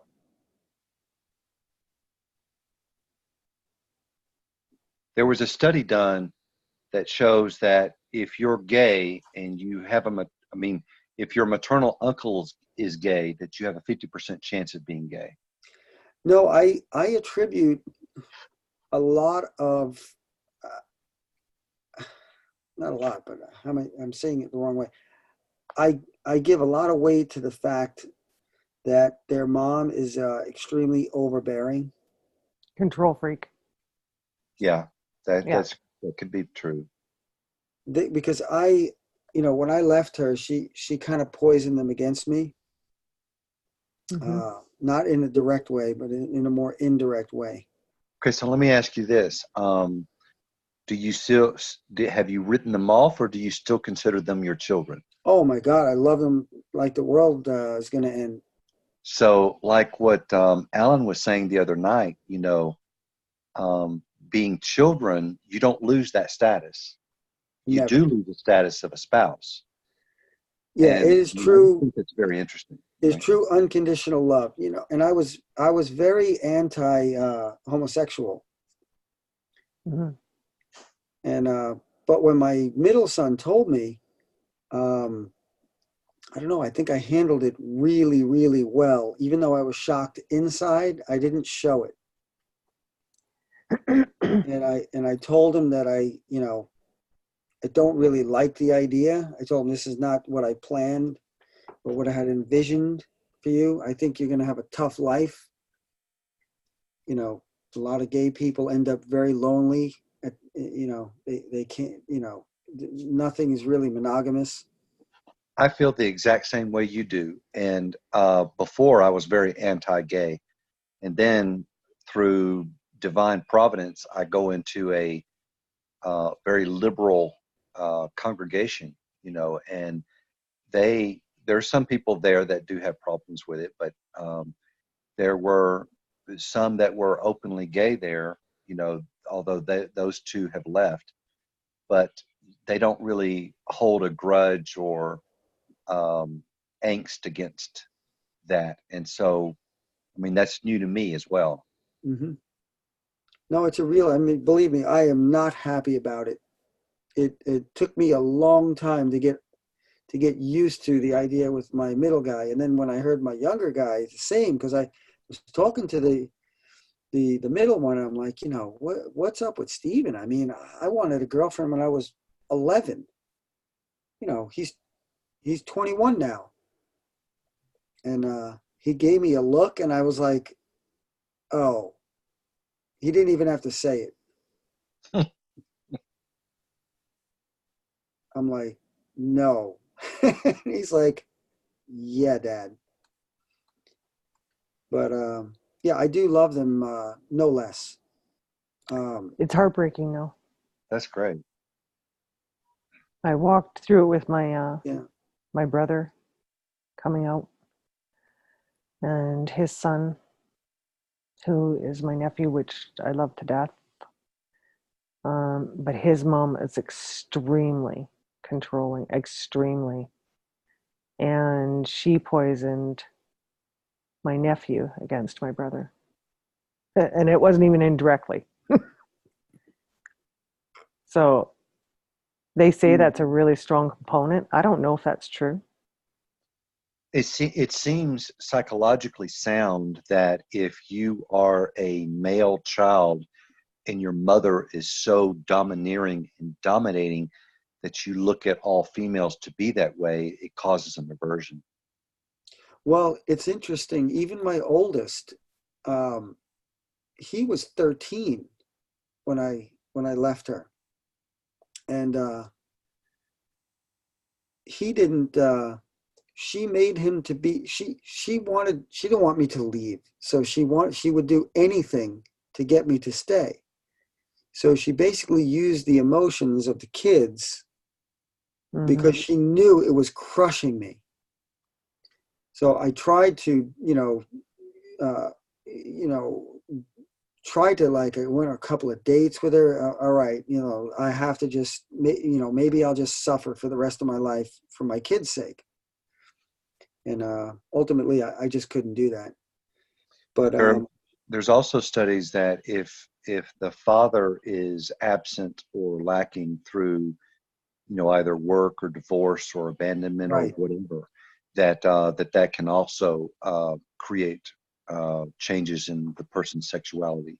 But absolutely. there's But the thing, one other study that I have no idea what to think about this, but every time I meet a lesbian, I try my best to observe their hands, because for some reason, men's hands, their ring finger is always larger than their index finger. That's right. Whereas women usually have longer index fingers than ring fingers. But That's for right. gay women, for some reason or another, their ring finger is longer than their index finger, just like a man's hand. Now, Speaks this has of nothing to do with genetics. gay men, but it has to do everything with lesbians. So for some reason or another, that's something that is significantly enough to observe. And I don't know what to think about that, but I know that, you know, as far as our finger length, we have no control over. I don't know, you know. Yeah, that is, it's got to be some genetics involved there, something biological. But my oldest son, even though he's totally not gay, when he came around, he didn't talk to me for a year and a half, and it was actually probably the worst period of my life. That's when I had thoughts of suicide. What was the problem? Well, because Turned him against her. his against her. mom, she didn't speak badly of me. She basically had a pity party with the kids. Your dad So left us. all right, so that year and a half, how old was your oldest son? 13. Okay. It's a really bad time. Really hard time. That's how old mine was. Yeah. So when he finally came around,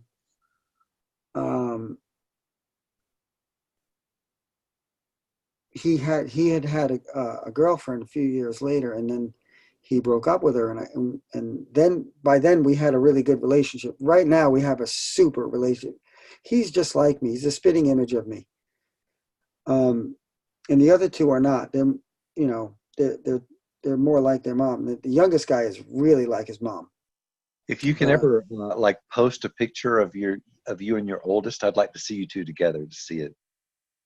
I'll see if I can find it. I don't have a lot of pictures in my computer. He doesn't look, well, he does resemble me, but the features are totally different. My ex is, she's like a mix of Mexican Indian and American Indian. Mm-hmm. So the features became dominant in the boys. They almost look Spanish. But he dropped this one girlfriend, took on another one. And when I asked him why, he said, because she kind of acts like mom. Mm-hmm. And I don't want that kind of a girl. Which is really what I've heard is that ideally a young man will seek a female mate that most likely resembles his mother, and a young female will seek a mate that most resembles her father. Actually, you know, I mean, so I guess that's ideally if you have a good relationship with your parents. Yeah, yeah.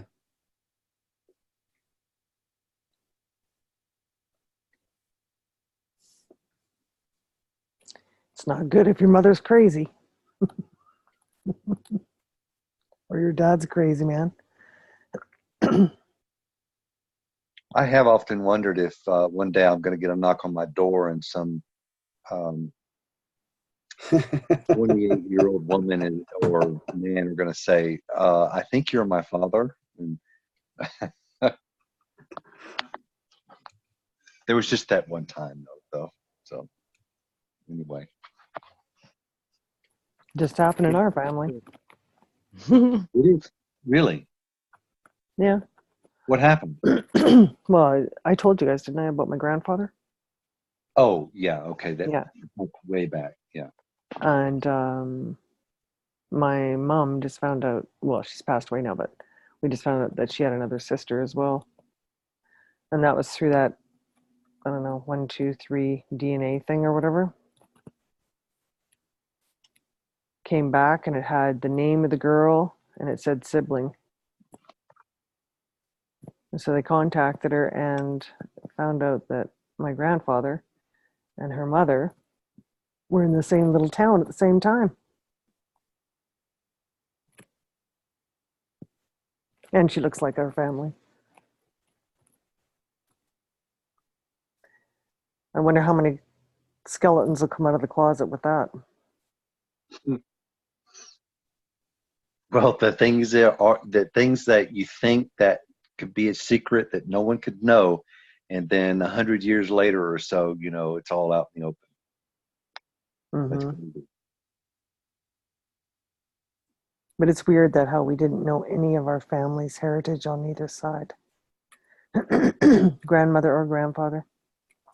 But Well, they both came out. I have kind of the same thing, like the records got destroyed in a war. So, like, there is no record of the one side. But I mean, really, what does it matter? The lineage, right? Well, but when like my mom and all her siblings, there was 8 of them, they wanted to know who their grandparents were. And they had no grandparents, none, Fair enough. Yeah, that's a fair enough right? reason. Yeah. And so, and then they find out their name isn't even a real name, Oh wow. right? It's just some made up name. I'm sort of that way. I have no idea about my father's side of the family. Hmm. My paternal grandparents were already dead before I came, but I don't really know that much about my father as well because technically I'm a product of rape Hmm. because my mother told my father that she was leaving him. She had a 5-year-old child already, and he wasn't paying the bills, and that she was going to leave him. And then from there, she got in a car accident, and then she broke her leg. And this was back in the time where you basically had to have bed rest and stick around the house for broken legs. It wasn't like 6 it is months. today. Exactly. And so basically what she says took place is that he doped her up on pain pills and then decided to impregnate her, hoping that that would keep her in the marriage. It didn't work. She did get impregnated by me, but she didn't stay in the marriage. So my first 3 years, my memory is being raised by my grandmother. My mother was working. So I don't really, know much about that. But technically, I am a product of rape. Hmm. So saying you all clicked OK for the record button. I know I put that feature on, so you knew it was recording. So you recorded that on purpose. Yeah, I did. I don't have a problem because people say, well, abortion is what about a rape victim? You know, well, you don't hear the baby's voice in that. So, I'm a product of that. So I should be able to speak about that. I'm Yeah. happy Yeah. that I'm alive. Punish the child to get even with the dad. Exactly. Exactly. Yeah.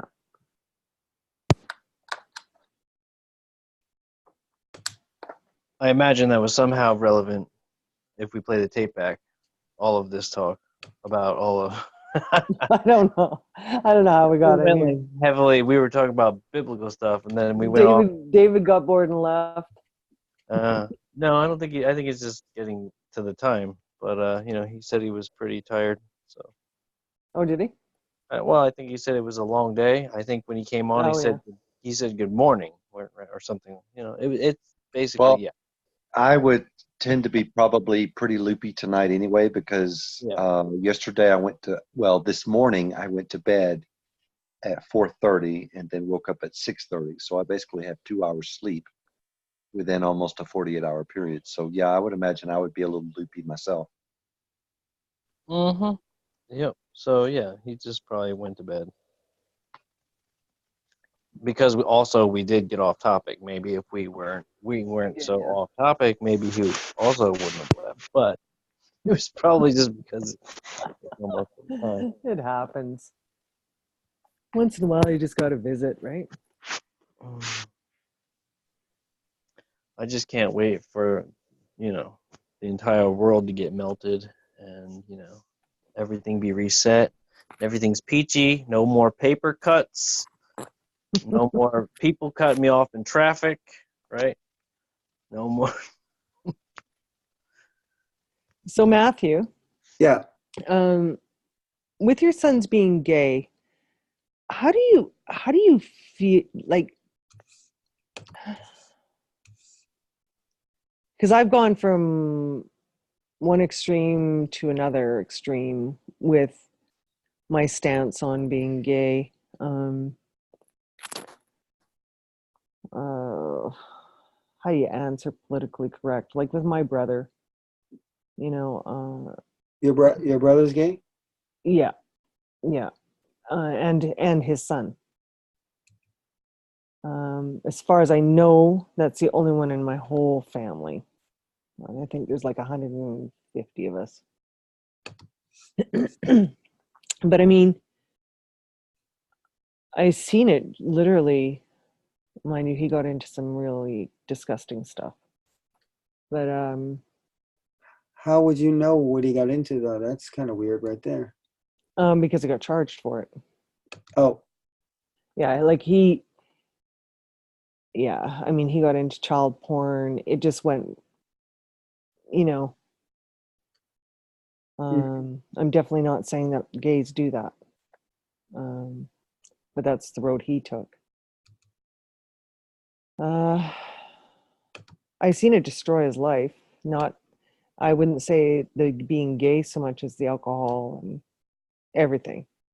I know he was badly molested when he was a child. mm-hmm. Yeah, that's And a big factor. yeah, and it was by an uncle and a stepfather. And so I can see how he suffered. My nephew, he's 39 years old yesterday or the day before. And he's so lonely. Like he's been down that promiscuous road Mm-hmm. and he's kind of gone the other way now. He hasn't dated in, I don't know, probably 7 years, 8 years. And I mean, I continue to pray for him. But I don't know. I don't know how to feel about it because, you know, we're told to love and to accept, and we're not told to accept. That's not true. We're told to love. Yeah, I mean, what else could you do? Nothing. That's Nothing. All you can do is just say, like, I think you're making a poor decision or whatever you're doing, but I don't, whatever. Like, I still love you equally the same amount that I did in the first place. yeah, that's it. Nothing changes. It's just, okay, well, No, I don't disagree, but everything. okay. No, that's not true. It does change. You know. They're just going to do it anyway, so, I mean, it's not like you can stop them or anything. So, It's like, I don't But know. I think It does change it. I can't imagine though for parents to say, "You're no longer a part of my life. Get that's out." yeah. And you No, know what? that's not what I'm saying though. For your own But you know what? child, What do you say, Matthew? I'm telling you what. He gets married to a man, and they want to adopt some kids, and then they want to bring their family to come and visit you. Um, what kind of stand are you going to take then? no, I have to see my middle guy has had a boyfriend for years now, and Mhm. they are super together. Yeah. And he's been bringing it. He took a long time to come out of the closet with my family, Mm-hmm. and but he did, and he brings his boyfriend, Mm-hmm. and he's a really nice guy, Mm-hmm. and I like him. Yeah. And that's it. I have to accept Sure. If the he's happy, way. if your child is happy and well treated, Yeah, I just have to accept it. Look, in the grand scheme of life, what really matters is he going to be saved? And I honestly don't have a lot of hope. can I ask you a question? Why not? Because, I mean, we were just talking earlier about, right, like, you're going back to the commandments now. Now Victor's got you. No, the reason I say it is this. Once you enter into that lifestyle, I think it might become a little bit more difficult. Like he's truly gay, like left leaning. He doesn't act gay. That would bother me. I can't stand it when gay guys act like women more than women. Hmm. To me, I don't get that. Like, all right, so you're gay, you like guys. Why are you acting more feminine than most women? That's That usually because they're sluts. I don't know. But my middle guy Nick, and I just posted 2 pictures, Stace, on Discord. Okay. One of them is all of us with Rochelle in Aruba a few years back. But we all have sunglasses on, so. The other one is me, Alex, the oldest, and Nick. And Nick is graduating, so he's got the cap and gown. Nick is the middle guy. You've got some cute boys there. Yeah, they're good looking kids. Nick is could have been a model. And he is super intelligent. He's very like conscientious. He's very nice. Like, and he's very fun to be around. And that's the middle one? That's the middle one with the cap and gown. Mm-hmm. The oldest one is more contemplative. He's very bright. He was in high school. He was in college physics and calculus. He's the architect now. So, and my little guy is lost at sea. He's totally lost. He doesn't like physical labor. I took him on a job quite a couple of times, and Likes that anyway. Come on. and he made it through college for 2 weeks.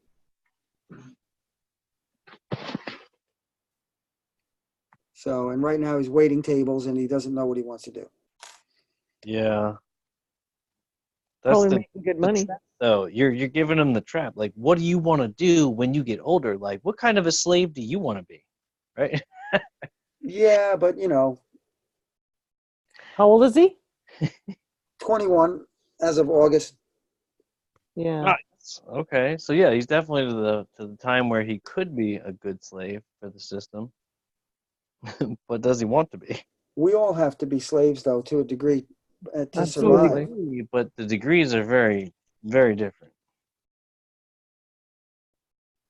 Somebody with Well, like I mean, no it knowledge. says that a man that doesn't work shouldn't eat. Mm-hmm. Okay, again, If you're a context. sloth. Not written, that is not written to me today in 2019. Like, definitely not written to me. Well, who's It going might to feed still you? be kind of Who's pertaining going to to me feed in a you way. if you don't feed yourself? What's that? Who's going to feed you if you don't feed yourself? Exactly. Who is? That's all it's saying. So if you interpret it that way, then sure. Then yeah, of course. Yeah, you got to be self-sustaining, but that doesn't mean you have to physically do physical labor in order to. No. You don't have But you to, got to by make the some. sweat of your brow, like, you don't have You to take got the food up yourself.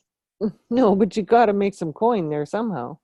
You got to do something, but no action is required on your part if you do it right. You can literally just do whatever you want all day, and money will just generate itself. Well, there you go. That's how like banks do and stuff, right? They just make money out of nothing, right? When you go to the bank and you buy, Well, I get a that. loan for your house, you're like, all that jazz. How many houses do you own? 0, and I'm, hopefully going to keep it that way for a long time.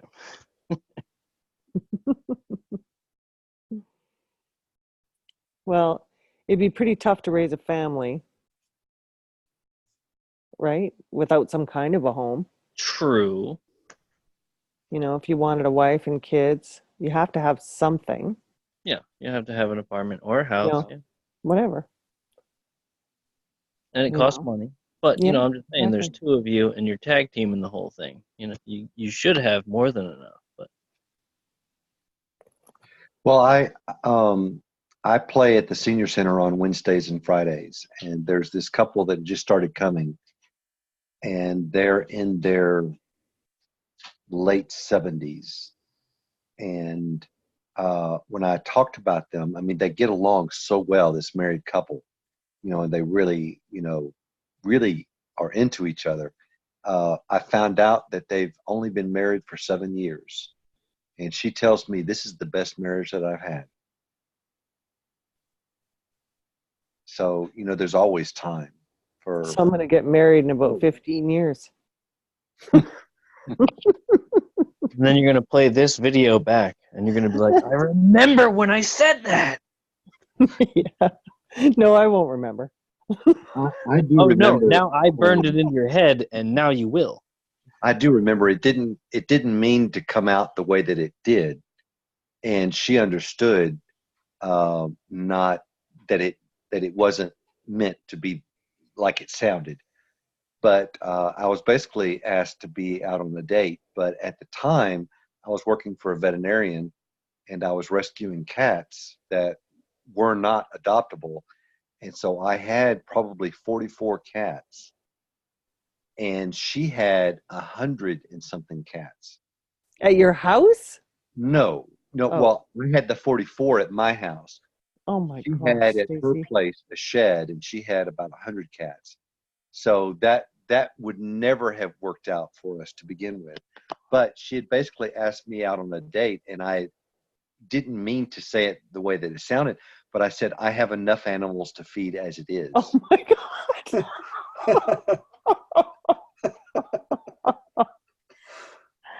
Oh, that you must have been just flattered.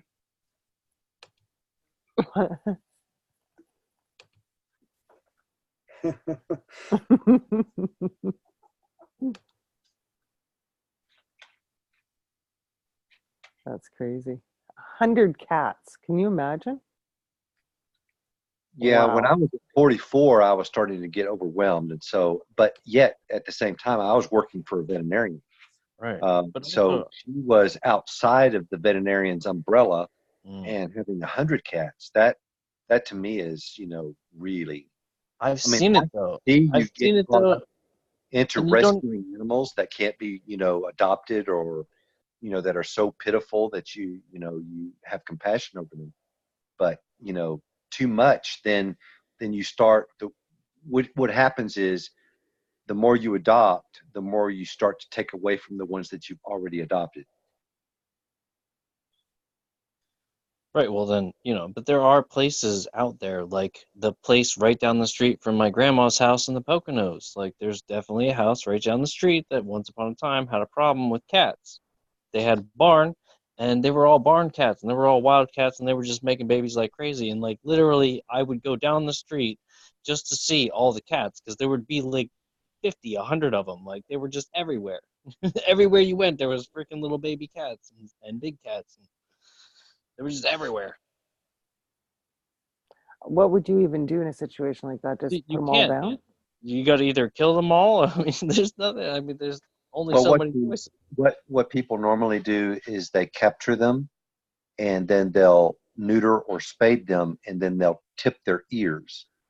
So they Yeah. cut off a small section of their ear, and then they're always setting out traps. And so when they see that one has gone into a trap that has its ear already cut, they just release it.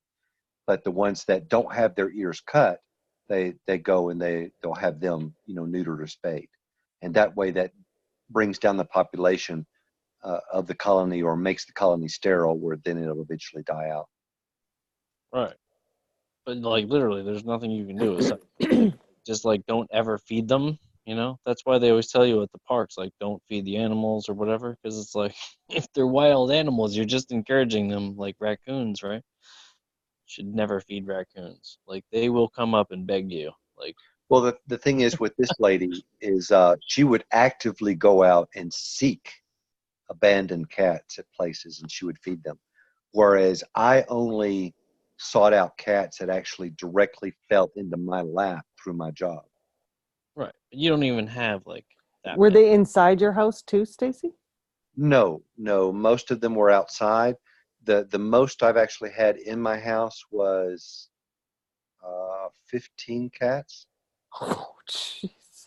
That's a lot, but that's now, no different from somebody having like 15 birds, or but Well, it's a I have little. eight. It's a I little. have 8 cats in my house, and I have 2 outside. That's all I have now is 10. And most of my cats have actually died from old age and from long and great lives, at least for their last years. But So, what does it cost to feed them a month?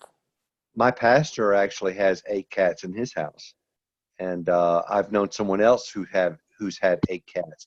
well, that's the thing. Actually, I've known 3 other people that have had 8 cats in their house, and when we meet one another, we automatically just bond. There's just no doubt about it. How many And cats eat mice in so, the wild? Like, you don't even got to feed them. for feeding my cats and my horses and my chickens and my dogs, I think that runs me about $200 to $250 a month. Wow, you doing that on budget?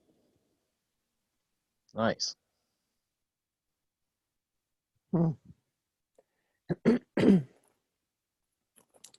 Yeah, I can't. But it's if not like you're getting if you using anything, stuff in return. if anything comes down my driveway and asks for me to be its daddy tat, I'm going to be its daddy tat. That's no doubt about it.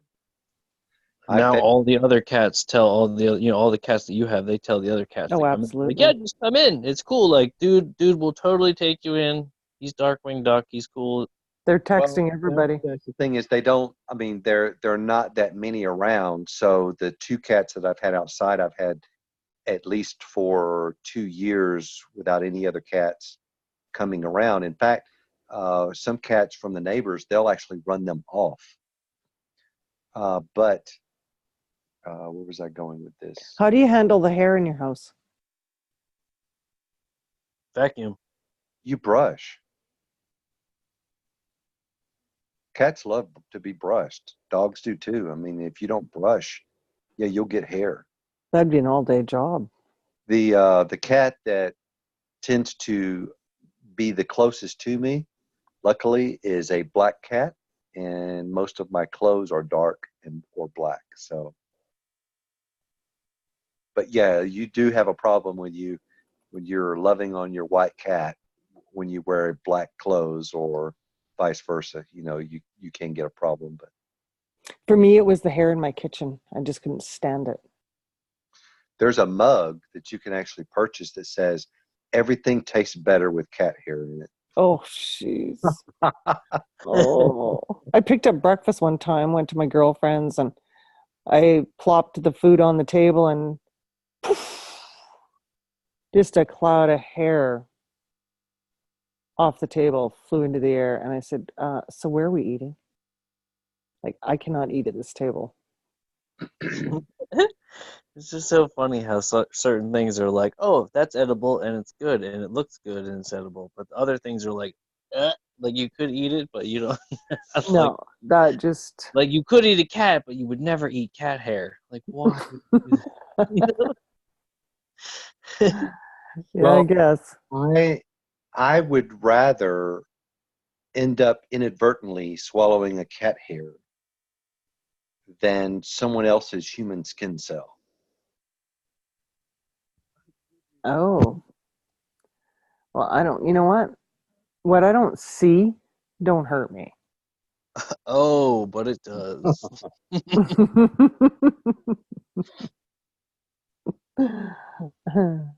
Because I've gone into some people's homes that were elderly, and you could tell the dust in there was from them. And I didn't even want to breathe.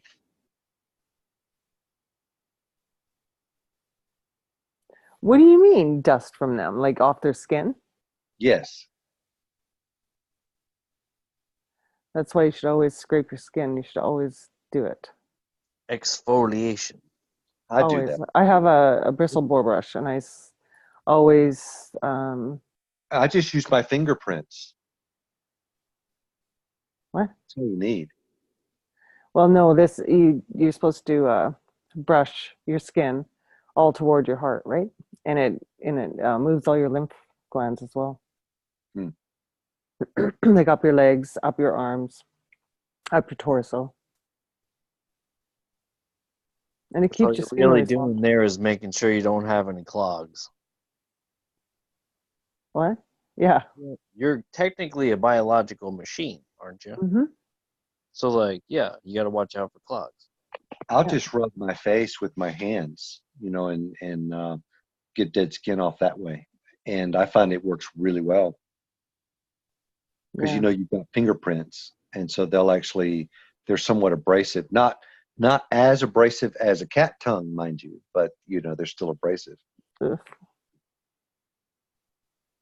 Yeah, there's something about a dog licking me or a cat licking me. I'm like, yeah, I don't think so. Yeah, I wouldn't really. People think, that you actually like it when their dog jumps on you, and you're like, I don't like this. A dog has about a total of 7 different bacteria in its mouth. Hmm. A human being has several hundred. Hence why I don't date. Why do we got more? So you can like kiss a human in the mouth with all of that bacteria, or kiss a dog in the mouth with just the 7. So you're saying, wait, but the dog is really like, it gets you. Like, let's say it randomly licks you unexpectedly and it gets you in the mouth. Like, you could be like, it's okay. I already had those 7. Thanks, though. Is that what you're After really you just ate a big hunk of after you off just the ate sidewalk. something nasty? Yeah, I would probably wipe the dog's saliva off my mouth, but then not have to rush to the sink to wash or anything like that. Hmm. No, I was just curious. Do you think that those are you could say that? You'd be like, it's fine. I already had those 7. Like, you give me things I already had.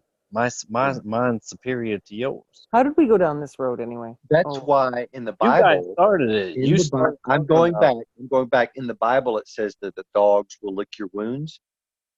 Well, there's a reason for that, because that actually helps to heal, because they only have 7 bacteria. So it's not like they have a lot of bacteria. So they're actually cleaning up the wound, getting nutrition from your pus and skin and everything anyway. And That is so so gross. it's But anyway, basically a That was the grossest thing you've ever said. Stacy, you're usually so eloquent. What time is it? I was speaking as a biologist. So exactly. biology cannot always be eloquent. Sorry. Stacy, what's the last date you had? But the Bible does actually talk about, Wait, dogs licking their wounds, right? Mm-hmm. All throughout the Old Testament. The last date that I had, Mm-hmm. 1997. 97. That's a couple weeks ago. I went to college, and from there, I was interested in actually learning. So, there was that, and then I actually worked for a veterinarian, and I was interested in saving animals' lives. And then after that, my mother sort of started to decline, so I've been helping out my mother.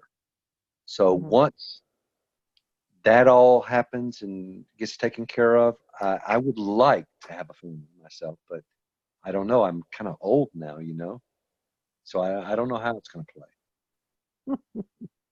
You're never too old, because there's somebody else out there who's old too. There's one friend of mine.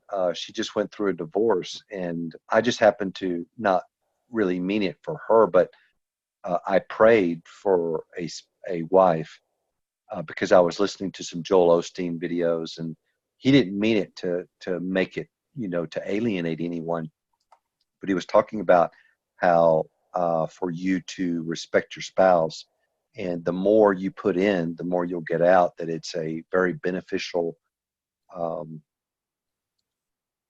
relationship. And so it started making me wanting to have that. And so I decided, okay, well, I'll just pray. So I prayed for a wife, and then a little voice said, well, what kind of wife would you like? And I happened to mention someone like this friend of mine. And then a month later, I find out that my friend is getting a divorce, and she ends up getting a divorce. But it's just kind of interesting that, you know, anyway. Just put an ad in the paper.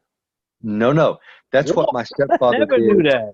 That's Never what do my that. stepfather did, and a friend of my mother's told my mother, "Oh, this guy, he likes to talk to women, and he's, you know, he'd just like to talk to you and everything." So she calls him up, and they end up going out on dates. And he's a really nice man, by the way. He just really wanted to get married because, you know, his wife of all those years had passed away. And so after 8 months of courtship, of him constantly asking her to marry him, they finally get married. And then the children have a fit, and then he goes into the hospital. They take their opportunity, and now we're faced with possibility of 300 years in prison. So, you know, yeah, don't take out an ad. Oh gosh, yeah.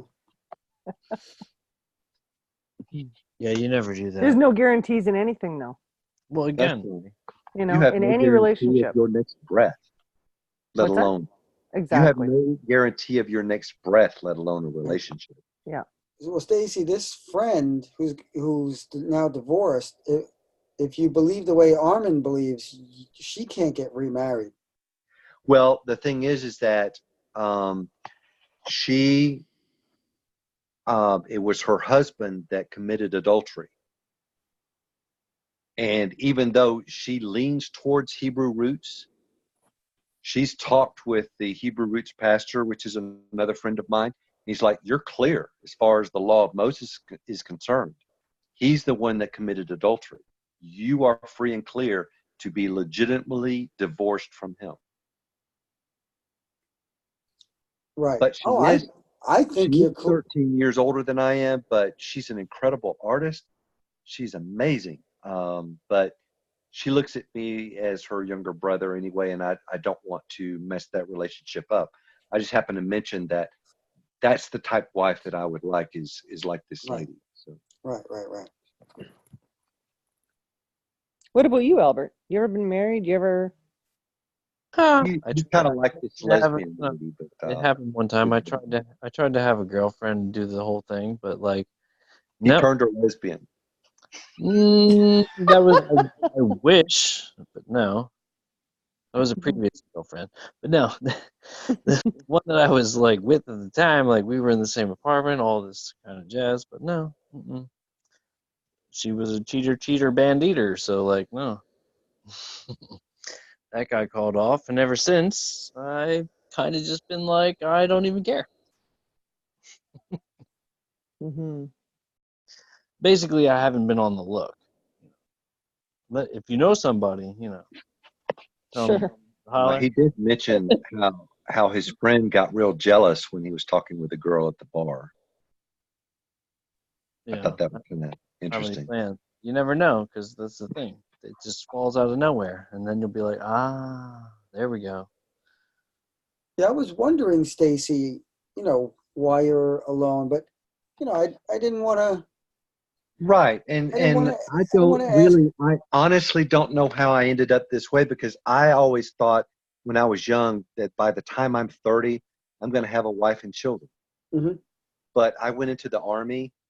I, started studying Russian. It took all of your time. And then from there, they gave me $30,000 to go to college. So I went to college. So I've been active in those things. And then now I really don't have any money blowable to date. And it costs a lot of money to date. Mhm. So, it just sort of ended up that way. It wasn't intentional by any means. But believe it or not, my uncle didn't get married until he was 60. Right. Yeah, it's never too late. Oh man, the thought So, of babysitting Lori, some guy again. are you dating any? Lori?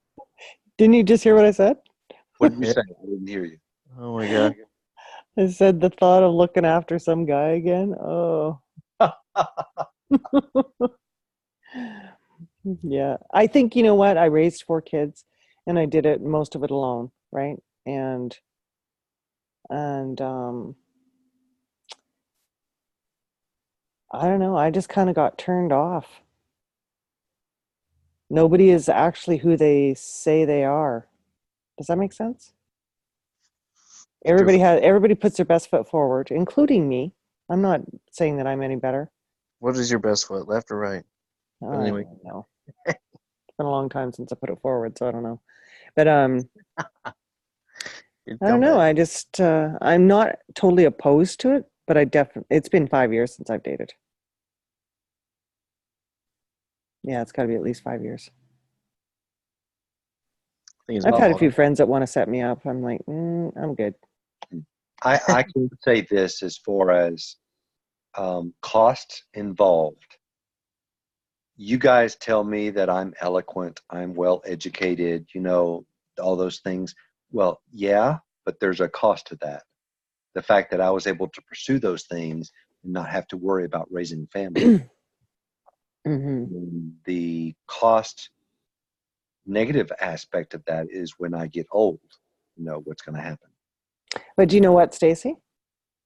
Um, there are very many families out there. I mean, all you have to do is walk through the old folks' home, and these kids do not even come and see these parents.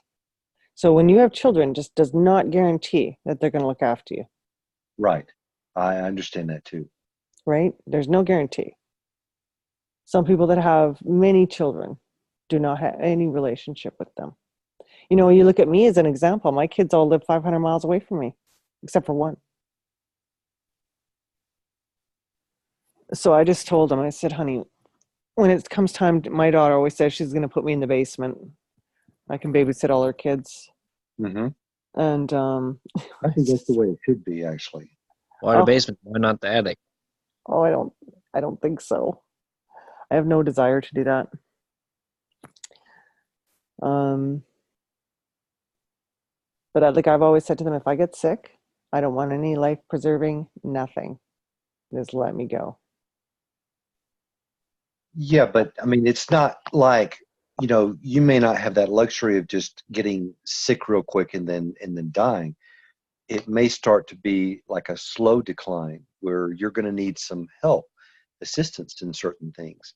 And Then what I'm gonna be better like, thing to be able I'm gonna to, be like those natives that just go out on the iceberg and never come back.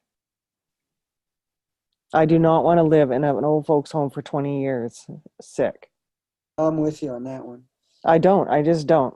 I I don't don't think we want were to, meant to be that way. And I do not want to put my mother in an elderly folks home. I will not do it. I will move in with her and take care of her 24/7 when that time comes. I've mhm. already promised and told her that. So, that's something I don't believe that a child should delegate that responsibility of their parent to some stranger. But I I'm just, telling you, Stacy, if you had a wife and 4 children and you had to go to work for 10 or 12 hours a day, who's going to look after your mom? Like if my kids all have a family when I'm that age, I don't know how they do it. I would imagine that I would not be the way that I am at all today if I had a wife and children. Hmm. I would have That been too is a true busy. fact. Yeah, I would I agree would with have been Absolutely. that. far too busy to study philosophy and theology or anything like that. Yeah. BRB. Totally. We heard the call. Also, one other, not necessarily regret, but just sort of I'm aware that it's going to take place, is most of my friends are actually over 70 years of age. There's Yeah. one other individual that I knew that he tended to associate with the people that were a generation or more above him. And so I happened to ask him, was there any problems to that type of lifestyle? He said, yes, eventually all your friends pass away and you're left there with nothing. So, I do have certain things that I know that will be coming down the road and just to expect them. But At the same Right. time, you have to do a cost benefit analysis. And so I'm happy with my life. Mm-hmm. Yep. Some of it will be preserved for a time. I don't know what happens to your YouTube account afterwards, but I suppose if you put it in your will and leave it to somebody and put up a trust or some, I'm sure there's some way you can like prolong it after you're not here, but Lord knows what that'll turn into. That's why I always think it's better for couples to be around the same age. They say age doesn't matter once you're an adult, but come on, it really does. You ever think we'll attain the ages of Noah again? I don't know. I don't We're think gonna we we're gonna will, live but forever why one would we? day. Why would we? I mean, if everything is so bad in the world, right? For the people that believe everything is bad, everything is terrible, even though I see like beautiful things in the world every day: flowers, trees, birds. Right? Everything doesn't look so bad to me, except for traffic. Traffic is horrendous. Like I really hate traffic. Aside from that, I don't really got any complaints. It's really what you make of it. Yeah. Oh, sorry, and also property taxes. I have to complain about that too, but that's about it. Anyway, this was cool. We got to know each other better. Well, yeah, and now everybody who listens to us, the whole 17 people, now they know, and all the people like Zach who didn't come. And you can re-listen to it because I recorded it. Except, I can't re-listen. I can't listen to our recordings because I really, really despise my voice. well, stop doing that. I used to do that too, but like, no, you I've have to done own that your too, voice. but if it's a Own your really voice good, and know that it's your voice, and then when you say something, it'll carry like thunder. Like, what? if it's a really good conversation and there's a lot of important points that have been covered, I will bite the bullet and listen to my own voice. You gotta. You It is gotta. biting. It is biting I the bullet. guarantee you I'll say something more retarded than you will. I'm the host. I have to make you feel comfortable. Every time I hear my voice, I'm like, "Come on, that's really what I sound like." You Ugh. only think that because you know it's you. You know who you sound like to me, Matthew? Who's that? You know that guy on The Matrix? The little guy that he's the one that sold him out and he was eating the steak? I only watched the movie once a really long time ago, so I don't know. Cypher, I think is his name. Yeah, Cypher. Okay. Yeah, that's Cypher on The Matrix. You yeah. Like, sound exactly. Well, the reason why, I mean, you do have that. How do I describe it? It's kind of like an airy voice. At the same time, you've got that like Manhattan accent, and this actor has the same thing. Right. So, I mean, it's just kind of cool. I mean, not to say that you would be like what the actor is portraying, but you do remind me a great deal of that actor. Albert said, Albert, you said I sounded like somebody else too, right? This guy who's always playing in like the mafia. What's his? I think I know who it is by face. I don't know the guy's name though. Yeah. Like, You told me to like disregard that, so I did. like So he's in this. I know what you're talking about, but I don't recall it because you said like no, Oh. it's not you. So I was like, oh well. Like he's in this. I think Sounds he's a in. lot. Oh, so no, it was Memento. There it is. See, you got to go backwards because Memento, that movie, if you watch it, you got to Oh, actually backwards. But if you watch it forwards, that's a whole nother story, right? So, see, that'll mind twist you. But yeah, it's good to bring that up. Memento. Now that we've gone through everything, this is all recorded. This is great. I think I sound a lot younger than I am. People have said, "Oh," because people have told me that when they find out, listening to me online. Yeah, I did. I thought the same. I will admit when I saw you that one time, I'm not even sure you put your video on purpose or you did it by accident, but I saw you one time. You're like, crap, this guy's old. No, I didn't think that. I was like, crap, this dude is fit as like he's muscular. Like I did not imagine you to be so. But I'm like, wait, hold on, a minute. He's a carpenter. Like, of course he's gonna be like he's wielding a hammer every day. Like, For like, even though he got nail guns, you know. now we got nail guns. Yeah. So I'm just saying, like, I don't know. I was just like, oh, okay. But then as soon as I saw you, it was like that was the end of it. I was like, all right, cool. That's what he looks like. Great. So funny, right? When you hear somebody for so long, and then you finally get to place a face. Yeah, and you're so into the amount. You're like, oh well, oh that's all you look like. Great.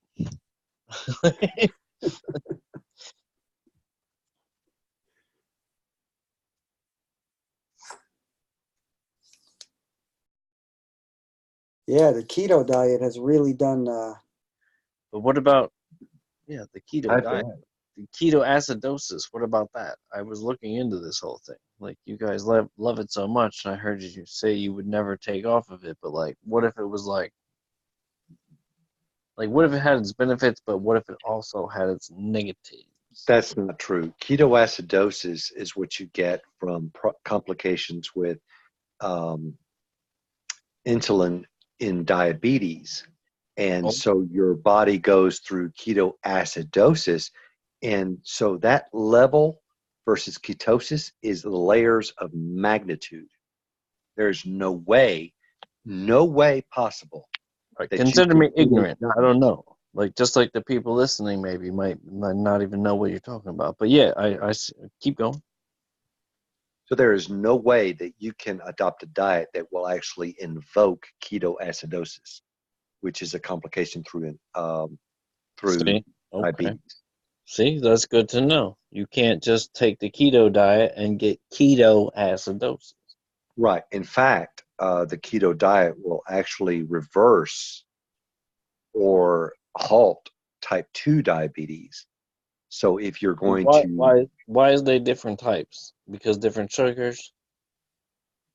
well, one is that you're incapable of producing insulin, which is type 1 diabetes or Okay, insulin onset, but why would? Okay, fair enough. infant or adolescent onset diabetes.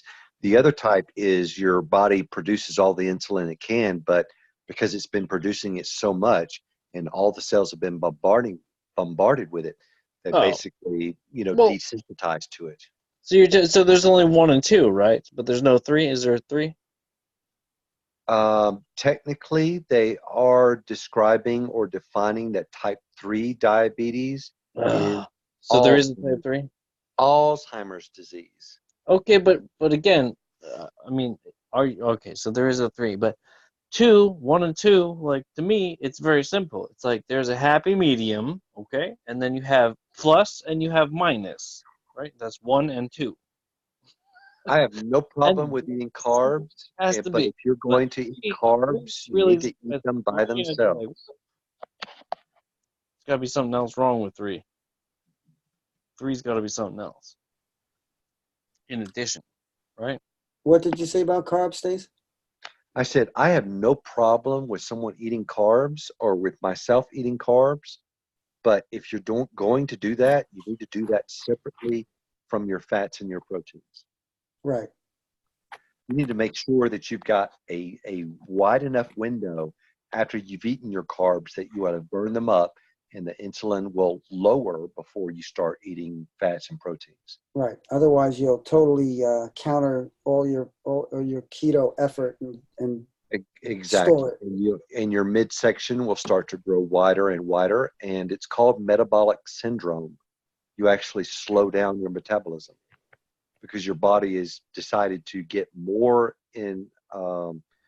interested in storing fat and conserving energy than to expend it because it thinks that there must be some form of famine.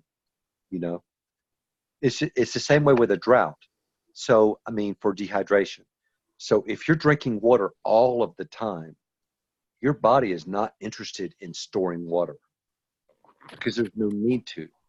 Because the body will know that within the next few minutes, it's going to have a gulp of water. Whereas if you're not drinking water that much, then the body is saying, oh, there must be a drought. I need to conserve every bit of water that I can. And so it fills it up in your fat cells. And so they expand. Hmm. So actually the best diuretic in the world, by far, the best diuretic is water. Now that's counterintuitive. That's counterintuitive. More than coffee. Coffee is S. So that's what I've been doing. I feel a lot better as I've been eating carbs. Like this morning I had oatmeal, with some raisins. And Some raisins. That's the acid. There it goes. what? Raisins, grapes, they're acidic. They're the same thing. Yeah, so what? Just saying, it's acidic. Oh. I feel so good on this keto diet that even when I, Isn't it great? I mean, that it's fantastic. I mean, It there's really is. very few. I mean, we're old enough to realize that there are very few ideas or concepts that we've had in our lives that are absolutely fantastic. To me, the keto is one of them. It really is. Even when I mildly, it's only mildly, crave something that I don't want to eat, I could quickly go, no, I feel too good. Not worth it.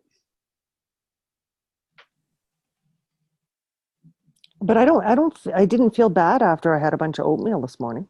Now, Matthew, I want to see that six pack when it comes. Oh, I already. No, I would be too embarrassed for that. I already Were have the you six not pack. listening earlier? He already has that. I've seen him. Like, I can guess what's underneath the shirt. Like, I'm gonna guess he does. I don't know. Maybe I'm wrong. Tell me. Well, the Well, thing is with six packs, exercise doesn't really. It's not really the exercise. It's the No, diet. no. But you gotta let him tell us. right. No, you're right. It doesn't. It's the lack of the fat. Can you still lose weight when you eat carbs, though? If you eat them separately from your fats? Depends on Yeah, how you much, how can. often. But you have to, because each body is different. So your insulin is going to spike, and then it's going to eventually decrease. But you don't know how long that takes. You can look at the average testing of other people, but to really truly do it for you, you'll have to get tested for that, and that's kind of elaborate to go to a doctor and have all of that stuff taking place. So um, what I would say is if you're, like, for instance, if you're going to eat twice a day, let the first meal of the day be carbs and go 12 hours, because then that gives you the length of at least 5 or 6 hours that your insulin levels will lower and go back down to norm before you start eating your fat. But for each body, it's actually kind of different because we're all on different metabolic speeds.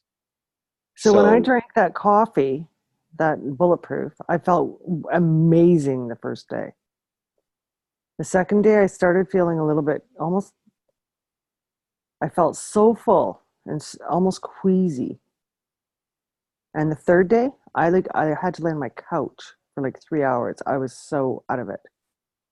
all right. So what's going on there is you are consuming the fat. It's going into your body. It's making you feel satiated and full. But your body is used to running on carbs. So there's going to be an energy deficit for the first part. And your body is going to say, look, okay, I've been running on carbohydrates and sugar, but now this organism's diet is now focused on fat. and proteins, because that's what must be out in the world. The body is blind. It only knows what you consume. So it's going to say, okay, all of the carbs are gone now. And so this is what the body organism is actively being able to feed us with, or feed me with, is fats. So I need to start developing the mechanism to be able to break down these fats for fuel and for energy. And so the liver starts to make ketones. Now what happens is that the ketones are produced. They go all throughout your body. Some of them are used, but most of them are not used because the body is not able to really effectively break down the fats. So most of the ketones that the body produces are shed through your urine.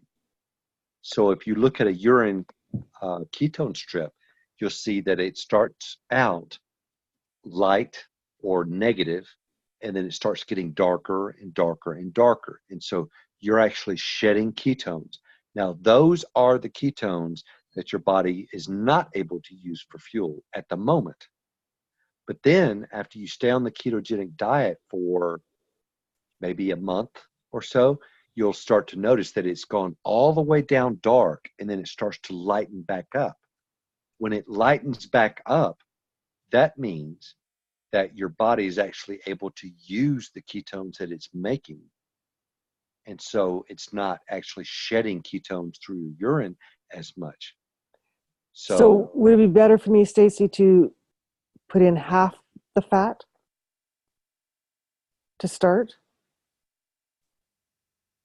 Because I'm not kidding you. Like, I mean, I had heart palpitations. I felt like my chest was going to bust out of me.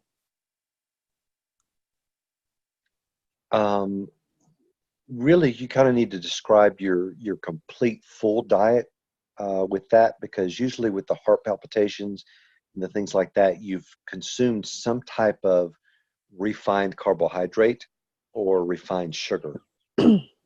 Well, it was breakfast, right?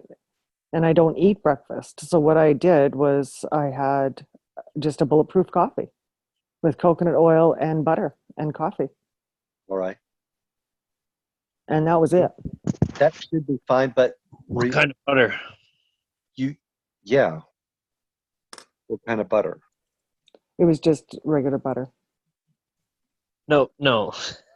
You gotta look at the labels. If you're gonna do keto, you've got to look at the labels.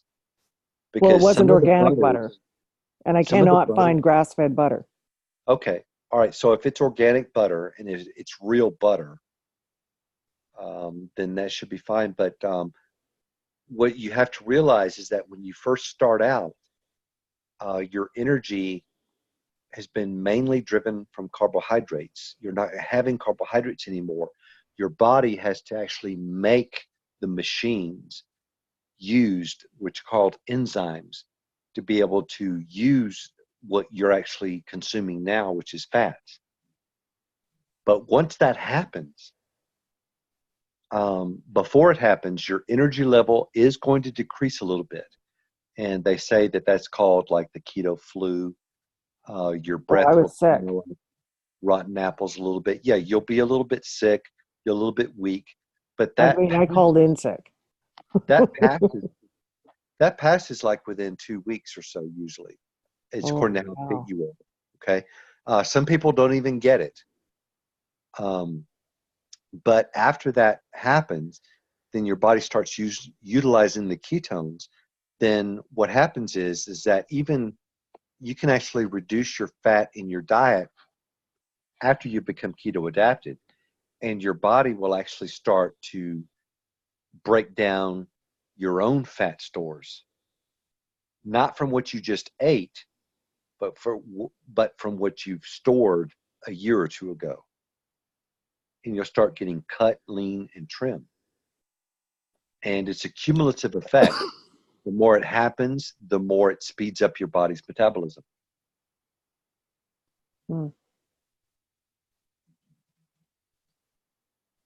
Yeah, like I say, it kind of freaked me out.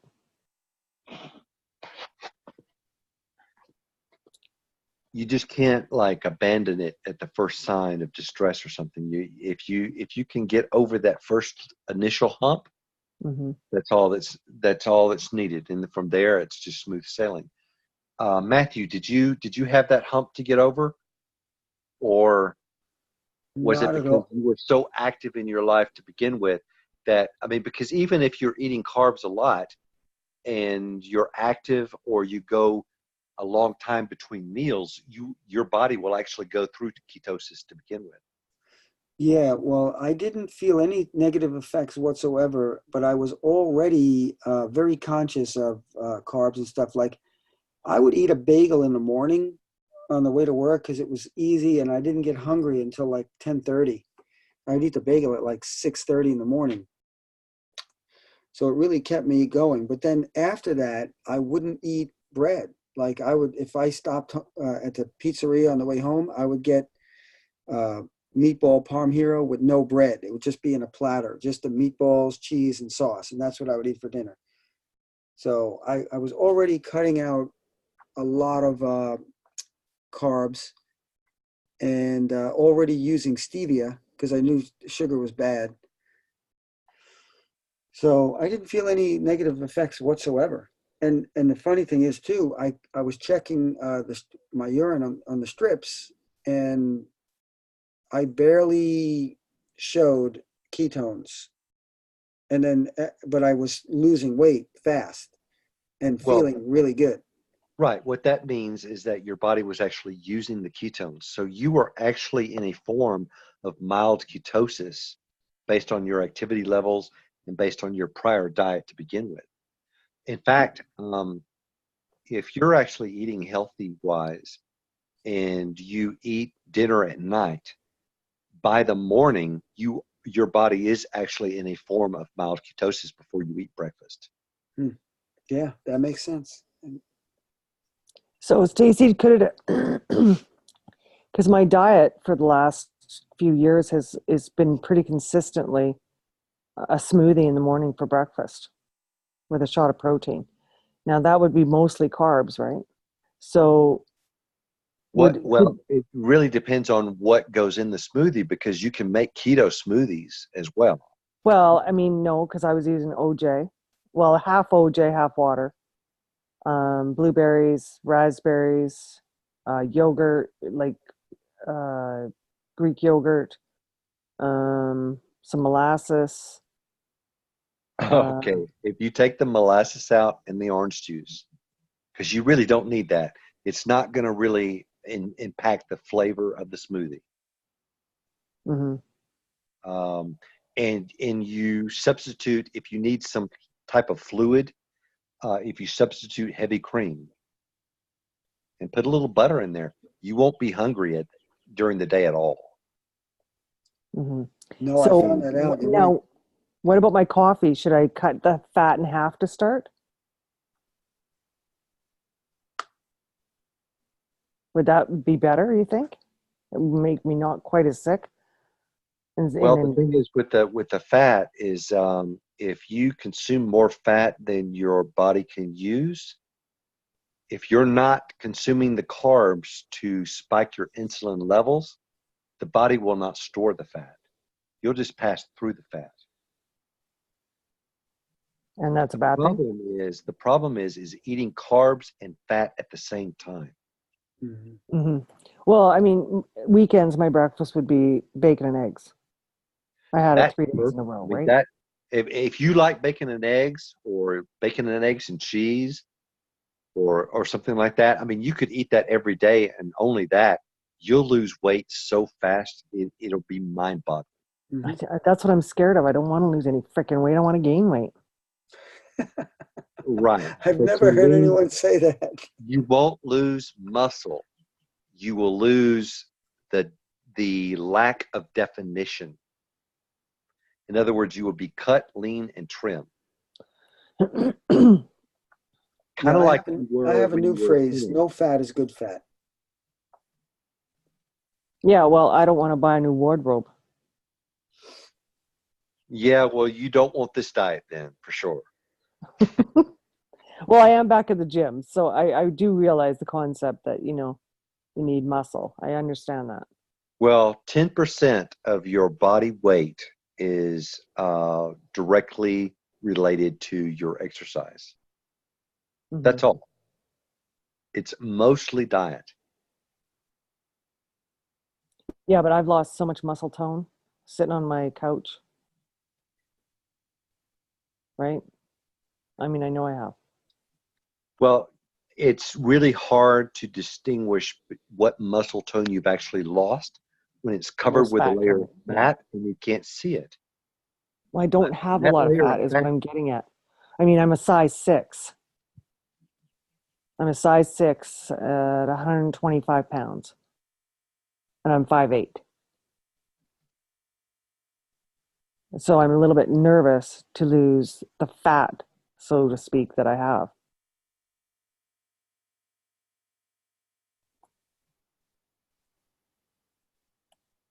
I guess I just have to try it and see.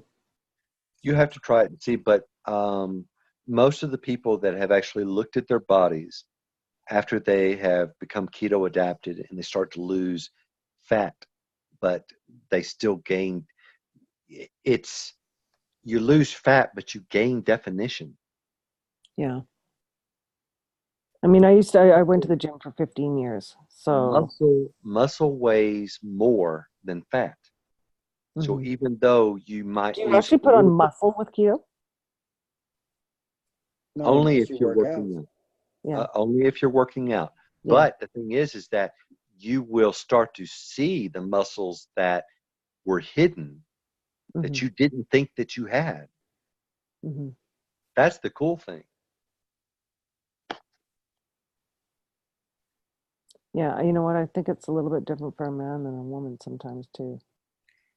Yeah, but for both men and women, if you like, even in your case, you don't want to get smaller, but if you did lose whatever fat that you have, you Yeah. may become a little bit smaller, but you're gonna look better. Yeah. For a woman to go on the ketogenic diet, you will have that hourglass figure. And for a man to go on the ketogenic diet, he will have that inverted triangle figure. Who decided this? What? No, once you God, have when you wait when I you God, was hitting you with a theological question to keep you on topic, but who created it? Yeah, that's right. Who created this? Who invented this? Ultimately, I mean, if you're telling me this is the way to do the thing where you get all ripped and stuff, like, come on. Well, Why I'm didn't not sure what you're saying there, Albert. What are you saying? Speak English, man. it was Jesus? That's all. That's all. The whole point of the whole thing of why we meet is Jesus. Like, come on. Oh, is it? Well, we're discussing nutrition right now, and God would really But who he created approves. nutrition? because your Exactly. body's a temple. Your You body's know a what? You know temple. what I question, Stacy? This is what I question. You know, up to when we had biochemistry and all this stuff, biology. How did we survive then? You know, how was it that we didn't even know what a carb was? oh, there's a reason why. It's because we ate real food. We cooked with Yeah, lard and butter. exactly. You didn't have to know any better. You knew what real food was until they tricked us into thinking we got to cook with vegetable oils.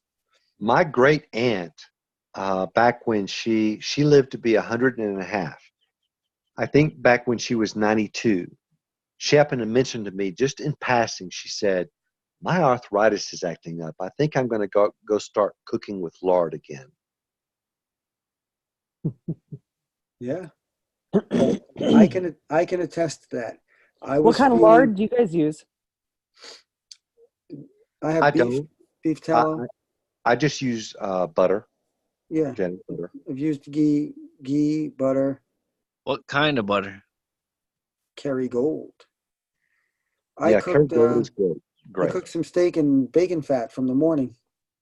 Mm. That's what I cook mine in. Is I save all my bacon fat and cook it in bacon. I love my eggs in bacon fat. Mhm. I But had a lard, Philly cheese. I had it for breakfast today. I had a Philly cheesesteak omelet and some bacon burnt, and that's all I ate today. Wow. I Just eat, saying, I hit you I twice eat a, with the lo- other person. I eat a lot more than you, Stace. And I don't really eat a lot. Is more less or is less more? Can you eat too much on this diet, Stacy? Well, the thing is that you will be so sick of eating or food that you just won't be hungry. Right. That's why What? Zach loves food. He loves to eat, but when he was on this diet, he just was not hungry at all. Because that's what fat does. Is fat keeps you from being hungry. You know how when you eat Chinese food, like an hour later, they say, you're hungry again? Mm-hmm. Because those are carbs. But when you eat a high fat meal, you're not hungry for hours, if not, for the rest of the day. That is definitely true. I get up at 5:30 and I eat 3 pieces of bacon. And then as I'm driving to the job or supply house, I drink a bulletproof coffee. And just 3 pieces of bacon and that little bulletproof coffee, I don't get hungry until 10:30. So At you said night. you bought packets of it, Matthew. At night or in the day? Matthew, That's did you ever find the, what was it, the beef bacon or the turkey bacon you were looking for? Oh, I never looked. Thanks for reminding me. I have to find that. Rob mentioned it. It wasn't turkey bacon. It was What was beef it? bacon. Beef Beef bacon. bacon. Yeah, I've never heard of it. And where is Rob? Didn't you see the message from the last time? Yeah, I did. But He would like to reschedule one of the days so that we no longer meet Monday, Wednesday, Friday at the times that we've prescribed already. But he's suggesting we replace one of those days with another day because he can't make it at nights anymore. It seems. So I know, but Friday nights, I would think that maybe he would be able to make it. So I don't know what's I going think on. maybe, possibly. I mean, I didn't know why. I don't know why, but I'm thinking it has to do with his son, or he's working nights. it might have whatever. Like I mean, like I said, like y'all can meet whatever days you want. Like it's a vote. Like I'm not the commander. I mean, I am. I'm just steering the ship though. Like y'all just you tell me where you want me to steer the ship because you're paying for it, not me. Like you're the ones that are supplying the cash to pay for Zoom. So and Rob paid last time, so Who's next? I'll be next. exactly because it is the end of the month. Okay. And I'm pretty sure everybody says Stacy could be last. And who already paid? I don't know. Zach, did Zach pay? Yeah, Zach was the first one to pay. Who's the second? Zach and then Rob. So far, those are the only two that have paid. And now for October, somebody has to pay. I'll do it. Okay, and then I'll pay for November. Ouch. You're gonna wait. What? I'll pay for November. Okay, so you're not paying for October. He just said he was paying for October. No, did I say that? I meant September is what he paid for. Who paid for? Rob. Yeah. Right. And so Matthew said that he would pay for October. Okay, fair enough. Maybe okay. All right. So Lori said October, she would Matthew. pay for November. I'll Fair pay enough. for November. Okay. In frickin' Canadian dollars. That's what my next question was going to be. Are you going to pay in Canadian or are you going to pay me? Well, no, you have to figure it out what the difference is. Nah, just give me like, okay, fine. I could figure it out, but Yeah, just figure it out. That's fine. it's And I'll just e-transfer you. it's gonna come down to the day that you pay me. Honestly, that's really what's gonna happen because the prices fluctuate every single day. Yeah, They it's not a big bet deal. against each other like it's ridiculous. I'm hungry now. You made me think of Canadian bacon. Yeah, well, Canadian we make bacon. the best Actually, bacon. I like Canadian it. bacon is It's pretty really just. It's not that it's Canadian. It's just that it's in a circle shape instead. You know, I love like Oh, you have different. I love poached eggs or sunny side up, but I always had What kind of eggs you poaching? I always had to eat it with bread, because I couldn't just eat just the egg. So now on Psychologically. keto, I order when we go out to breakfast. I order eggs Benedict, no bread, and it's pretty cool because Benedict, really? they put the Canadian bacon on the bottom, Oh my goodness. and then the egg on top, the hollandaise sauce. Sometimes they add cheese if you want, and then at least you're eating the egg with the Canadian bacon at the same time. Okay, Matthew. Just so you know, if you take almond flour, or you could even grind up pecans if you want to, but I mean, almonds are okay. But if you use almond flour for like a pancake batter, Right. you can actually make eggs Benedict keto. Yeah, I just watched there's a couple that do a lot of keto videos. They've been doing keto together for forever. It's really informative too. Because they talk about a lot of different foods and recipes. And I just watched one where they made some biscuits with almond flour, and they looked delicious. But I was just wondering why Benedict? Like, can't you just get some like regular eggs or some scrambled eggs? Like those are Have you regular. Well, ever had eggs Benedict? I mean, seriously, have you ever had eggs Benedict? Once you get it I've once, I mean, seen what that's it looks just like, great shit. and then yeah, like I know what it's like. Just a butter sauce on top. Oh, it's so Yeah. good. I mean, the holiday sauce. Sauce. It has nothing to do with the egg. It has everything to do with the sauce. Well, Exactly. Matthew, it's a you know what's it's a poached egg. What's that? you know what's really good with how to do your eggs is you put your bacon fat in, and it's got to be not too skimpy, and you turn it on really hot, and you fry your bacon or your eggs, and it goes crunchy on one side, and then you flip it, and it goes crunchy. It's almost like deep fried eggs. Oh, no, I can't do it. I don't like my eggs brown or crunchy. Oh, it's so good. You just pick up the egg and eat it like a sandwich. Yeah. No, if my white gets too brown, I'm going to pull that off and throw it in the garbage. Ooh, Gordon Ramsay over here. No, I don't know. My girlfriend loves that part when it gets crunchy and chewy. Like Oh you're yeah, talking about. absolutely. Yeah, I can't do it. Only in bacon fat though. It's got to be bacon fat. It's the best. It's almost like it's deep fried. Like when I make my hard-boiled eggs, the yolk is almost liquid. Ew. That's how I Slimy? like it. I You know can't what stand I slime. do when I boil eggs is I do the 20-minute thing where you start to boil water and you get it to a rolling boil. You put the eggs in, and then from there you leave it on the eye, but you turn the eye completely off, cover it up, and just leave it for 20 minutes. That makes the egg yolk half solid and half runny. I do a similar Do you thing, but take it off the burner? I do it in 4 minutes though. No, you don't take it off the burner, but you've turned the eye off. Mhm. And so it's called 20-minute egg. So you just leave it for 20 minutes. I do It a comes similar out thing to- in very quickly though. I put the egg in cold water, turn it on high, and as soon as it starts to boil, I let it boil for 3 minutes. Then I turn it off and let it sit for 1 minute, and then it gives me that really, half-cooked yolk. But it's quick.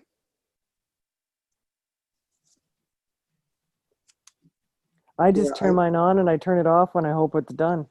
I've And grown to love eggs. It's you never crazy. did before? I like them, but I could only eat them so much.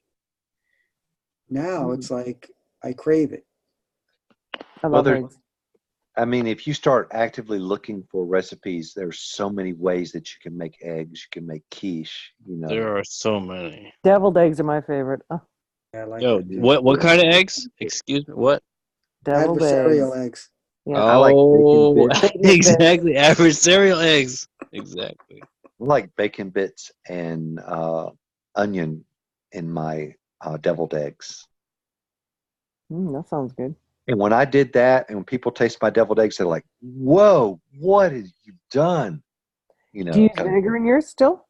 No, I don't. I don't use vinegar at all You in my make deviled yours eggs. Really. extra devil What are you talking? Are you talking egg salad or deviled eggs? I'm talking deviled eggs.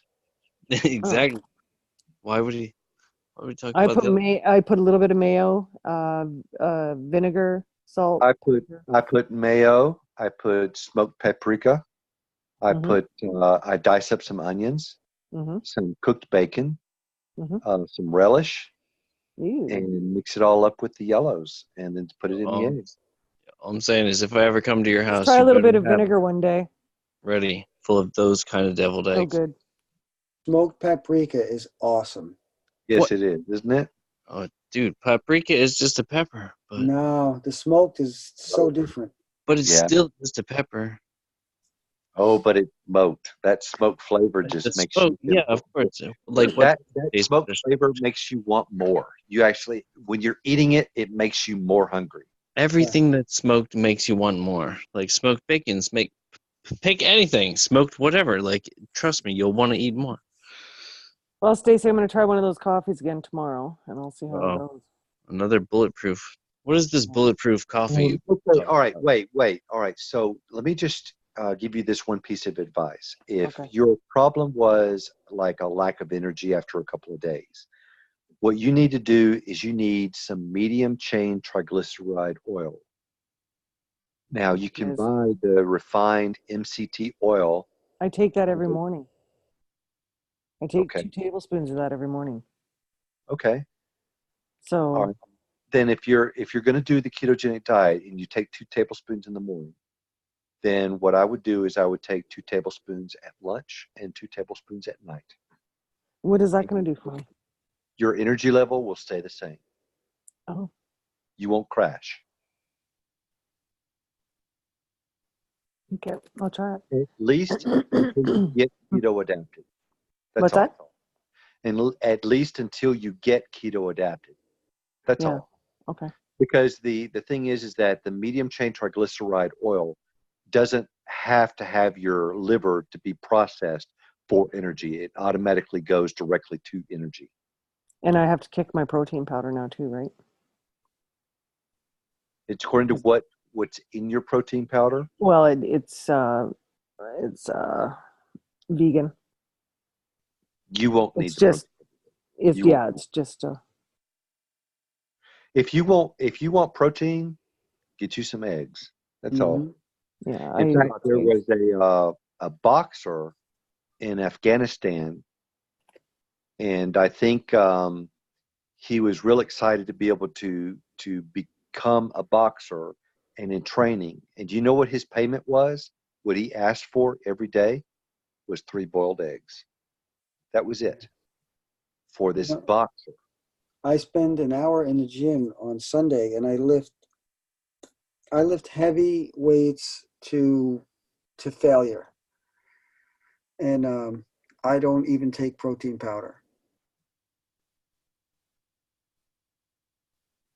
I was The only taking it. carbs I really eat is in the morning with my smoothie, the OJ, and so if I get rid of that, I should be fine. The OJ and my molasses, and I only use that sometimes. What is And what this, can I take before I go to the gym for energy? Stacy? I've been hearing some keto people talk about sugarless syrup. I mean, that sounds to me like there's no such thing. How do you have syrup with no sugar? Well, they probably put some like wire gum to make it thick, and then Hmm. sweeten it with Syrup. stevia or something like that, or it's artificial. Right. There is actually artificial flavored or sugar-free pancake syrup. Well, So actually, I mean, the thing is that I try not to eat the pancakes, but there is that option. So I mean, certainly if I have a pancake before me and I have to eat it, I'm going to get that sugar-free pancake syrup. So what is the definition of syrup? Right. It's like saying sugar-free sugar. yeah, I mean, I don't know what I'm wondering is that okay, so they're trying to push a keto-friendly syrup, but what are they going to put it on? Well, you can make some keto pancakes. Yeah, you can with almond flour. So I guess in that What about instance, it spelt? would be what? What about spelt? I'm sorry, can you say that one more time? What about spelt? SPELT. I don't know what that is. What is that? Oh, Well, I thought it was a grain. That's what the kind of bread my sister eats is spelt. She really likes it. I can say from the United States, I'm a plant. Is this a plant you're talking about?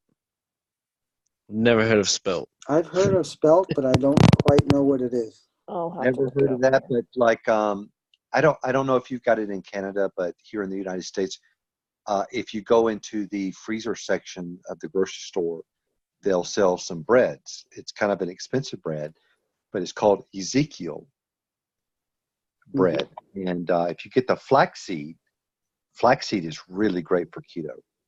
And flaxseed keeps you regular. It's great for energy. I think it was, if it wasn't Hippocrates, it was his student that had mentioned that one of the greatest benefits for health is in nature flaxseed. Spelt is a type of grain that is strongly related to wheat. It is a distinct type of wheat. It is considered an ancient wheat. Wow. Ancient wheat? That's really strange. Spelt is an ancient whole grain grown in many parts of the world. It has declined in popularity during the 19th century, but is now making a comeback. Ancient grains like a spelt are claimed to be more nutritious and healthier than modern grains. Mm. Yeah. Okay. So It is high in gluten. did the Canadian North American Indians already have that here, or was it brought over? Probably brought over, I would assume, because, I mean, most Indians Nope. here are nomadic. Come on now, you know we can't assume stuff. Well, the natives here never stayed in one place, so I How do you can't know? see how they would farm. Wait, what? What? There was like tribes all over the place. They had their own spots. Like they definitely. Whether they A breed, lot of ours I were, thought most of them were hunter gatherers, and so what they would do is they would have like how do a you know that? circuit.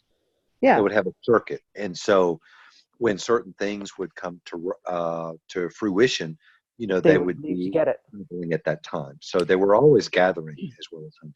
Like they'd be at the rivers during salmon runs, right? Fair Exactly. enough. Right. So yeah, they You know? would be hunter gatherers, wouldn't Yeah. they? And then But they not in would, the way that they portray to you normally, right? Like hunter gatherers, like right. they're primitive people out in there with like a spear. Like that's what they're just like stabbing fish out the river. Like no. That's what they do now.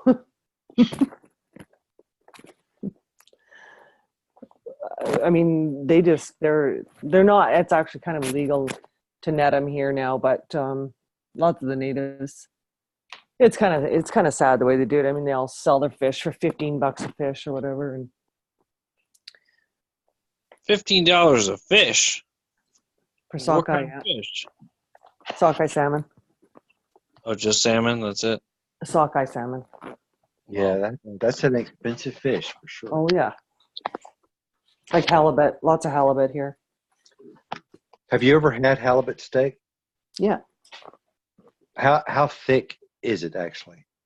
Well, it depends on the size of the fish, right? I'm not a fan. You can. There's no way. I walked into a store one day, a fish store, and I said I would like two halibut steaks. I said it's just for me and my daughter, and he gave me one that not much bigger than my fist, two of them, and they were $40. And I Wow. looked at him and I said, you know what? I'll go hungry. I'm not buying it. Wow. He said, After no. he cut it up or before? Huh? I didn't know it was that expensive. No, it was already cut. Okay. So yeah, I Right. would definitely. Yeah, I'd be like, no, I can't. That's crazy. I wouldn't even enjoy it.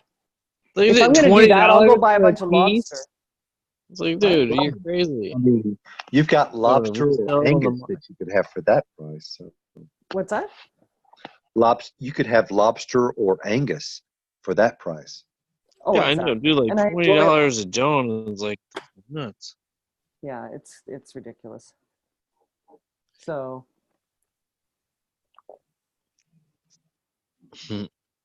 well, I'm going to try that keto again.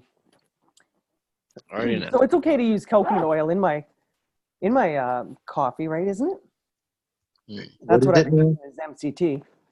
Yeah, MC2 oil is fine in your coffee.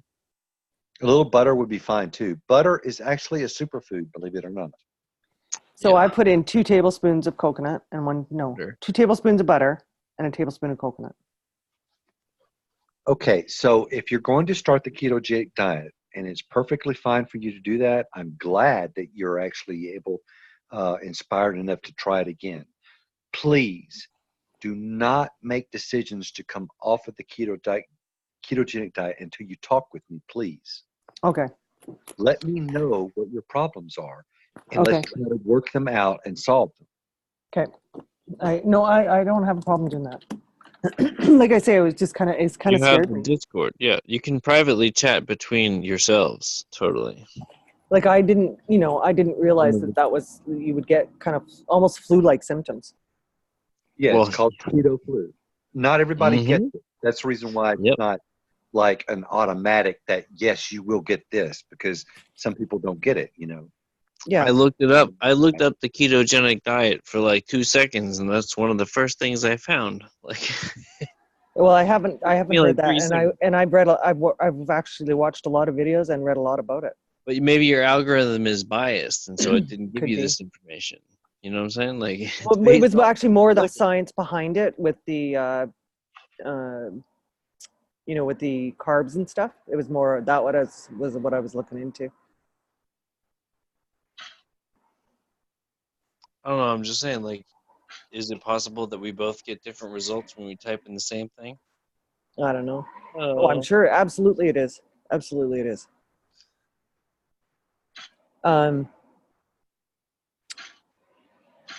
Yeah. So, like tomorrow, I'm having ribs for dinner. I'll just have to look up what's okay What to have kind with of it. ribs? You just say ribs. Like, what kind of rib? Oh, beef ribs. Beef? Honey garlic. Oh my gosh, I can't have honey garlic. Well, I mean, you can have garlic for sure, but as far as the honey is concerned, yeah, that maybe not. But the thing is with ribs is what sauce, It what? what sauce are you going to use? That's the problem with ribs. You want to be careful with the sauces. The sauce. It just marinades in it. Oh, it's just marinades. It's like one nail, maybe 2. Yeah, you could have like garlic, maybe some ginger, some vinegar, some smoked steak sauce, maybe, or something like that, and put that all together and marinate it in it, and it would probably be better. But you want to be careful with the sugar marinades when it comes to meats. Man, that's my favorite meal, Stacy. Sugar is the devil. Sugar is Satan. I mean, Hasatan. I mean, if And it has so, to like, be I don't want to sweet, get caught. Like, so look, the thing is I'm a little bit nervous, not being able to stick with it, right? That's my. Yeah, that's where yeah, definitely. that's the exact same reason why you stay on the fence. Yeah, so he's advising you right now not to start it. Do not start it until you're ready. Do not do it Yeah. until you're ready. And then when you're ready, you committed. Now you're ready to jump off the fence. So Well, just stay on the fence and watch us play and frolic in the greener pasture. Well, I did try it. I was on it for 3 days. I know, but you made decisions and you like totally decided you're off of it, and then you come on and say, I didn't do it. I mean, let me help you if I can, okay? Okay, I will. I definitely have to go shopping first, though. But I mean, I can still have my coffees. I really enjoyed them. Yes. And then I just won't have any carbs until like Right. 5 in the afternoon, and I'm fine with that. Right. Like if I plan on going out for dinner or something like that. If you're going to be eating carbs in the evening, try Do it not the to other eat anything else after that, okay? Yeah. I see what you're saying. Yeah. Because I mean, all I had today for carbs was my oatmeal. What did I have for dinner? I had bacon. Good choice. I don't even know what else I Yeah, had. everybody, Bacon is good for everything. it takes it's a different amount of time for everyone as far as when their insulin level starts to decrease and when it goes back down to base. So I think it's safer to actually have your carbohydrates in the evening, so that at least you've gone all night long through Before. fast before you break fast, in the morning. Yeah. So what I would say is if you're going to have carbs and you're going to have fats and proteins, then have your fats and proteins in the morning, and then have your carbs, at night. Yeah. Yeah, I think I should almost do that because I really don't want to lose a lot of weight. Well, Fast, anyway, for sure. you're only going to be losing the bad weight, though. That's the thing, not Yeah. the good, the bad weight. Yeah. Yeah.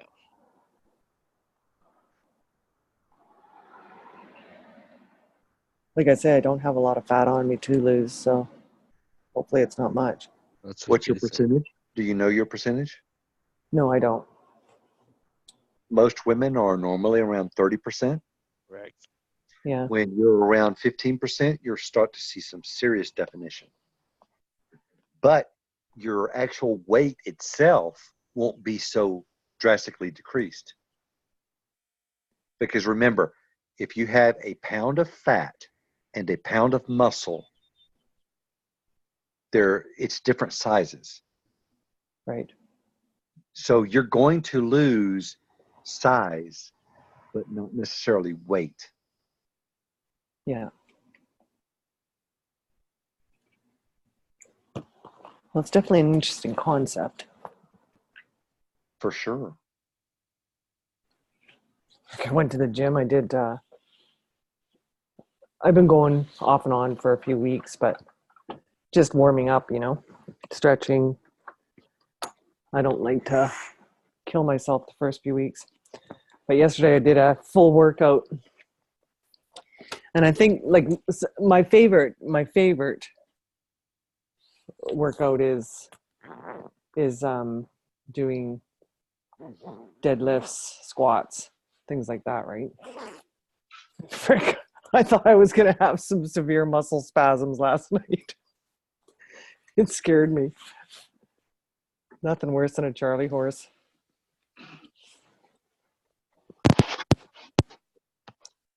They say that if you get muscle spasms that you're lacking water in your body. Is that true? It is true to a degree. And also, if you get muscle spasms in your body, it's a problem with your calcium, potassium pumps in your cells. So what they recommend is for you to have, if you're drinking apple cider vinegar, Uh-huh. just take a shot glass of that. Just take a shot of it. Swallow it. Try to get it past your teeth without bathing your teeth in it, and then take a chaser with water or something like that. The apple cider vinegar really does help with spasms, as well as making sure you're hydrated.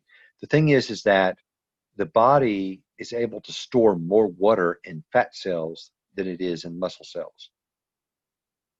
Mm-hmm. So when your body is starting to utilize fat, it's not going to really have the places really to put water or to store minerals, because that's what carbohydrates do. So basically, your body is going to be depleted of water and minerals. So that's the reason why when you eat, you want to make absolutely sure you're eating mineral rich and drinking plenty of water throughout the day. And you will, if you make sure that you're having those minerals, the potassium, magnesium, then I take a What do supplement you of plant? you'll magnesium reduce carbate or whatever. you'll reduce the symptoms of the ketogenic flu if you're prone to get that.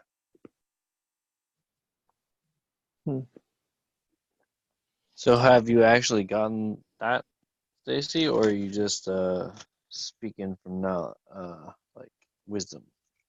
Oh no, I was on ketos I was on ketosis for over a Wisdom or year. knowledge? I was on ketosis for over a year, and it absolutely amazing results. But then I had to pay my attorney $1,000 a month, and so me and my mother actually started depending on churches for our groceries. And from They that didn't want for to buy a steak. the last 10 months, I've been on refined carbohydrates. So August was our last payment, and so now I'm able to go back on the ketogenic diet. Oh, good. So um, I went from to before I started, I went from a man's waist size of 34 down through ketosis to 29. And now that for the last 10 months, I've been eating refined carbohydrates from churches, stuff like that, I've gone to basically a 31 or 32. So you will gain the weight back, but you don't gain it back automatically as quickly as you lose it. Hmm. So what Zach has noticed is that he really lost size really, really fast. And then it took him several months to get back up to that weight that he was before. Remember what day it was when he said that? I'm just curious the dates, the seasons. No, I don't know. It's interesting. Okay, fair enough. But when he spent the week at my house, basically, if he was going to eat with us, he was going to eat with keto. And I mean, he loved it. And he's like, wow, when they went back to Florida, they lost so much weight. Everything, he was stoked with it. But yet, I mean, it's easy to get back into other lifestyle, and I Yeah. have a problem with key lime pies. So if I can just like suck on a lime and be satisfied, then that should solve my problem. But yeah, I'm trying to think of, although I haven't really like worked it out yet, but a keto version of a key lime pie. I mean, it should be easy because you use cream cheese for the thickness, use almond flour for the crust. Mm, Guess no potato chips anymore, eh? Oh no, no. I mean, oh my gosh. Last time I had potato chips, I got deathly sick. What about, they're not keto, are they? What is that? Potato chips. No, potato chips and rice and breads are things that I actively try to avoid. I would rather have a dessert than to have something like potatoes. And the crazy thing is it's probably the same amount of sugar. Dude, I don't even know why, but I hate potatoes. People are like, why don't you want to eat them? I'm like, because I don't want them. I don't know why I don't want them, but I just don't want them. Even when I went fast food, I would always have to say, no, I don't want the meal. I just want the sandwich. Yeah, same.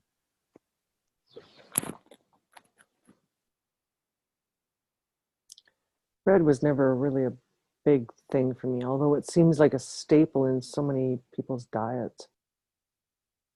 I could buy a loaf of bread and last for 2 months in my freezer. Right, but I, it's, I could totally live off bread. I mean, I don't require anything else. I mean, I could completely live off bread, but um, there's so much more healthier foods out there and more healthy ways to live that, yeah, I can do without the bread. Every now and then, if I want to have a dessert, I'll have a dessert. It's no problem. Another symptom that I really had was severe brain fog. Well, the brain fog is actually when you are on a sugar or carbohydrate diet, because when the brain fog starts to clear, you realize how clearer your thinking and your concentration is. You don't even require that much sleep anymore. It'll actually reduce your sleep requirements by an hour to two, if not 3 or 4. So would the brain fog be coming off of the carbs? Is that what that is? Probably, yes, but that's only for a period of time. In other words, if you experience any symptoms you've got to realize these symptoms are only transit and Mhm. temporary.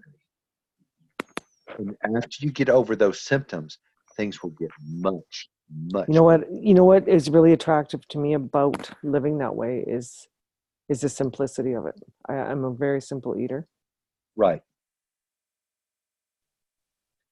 and I eat Um, because I have to.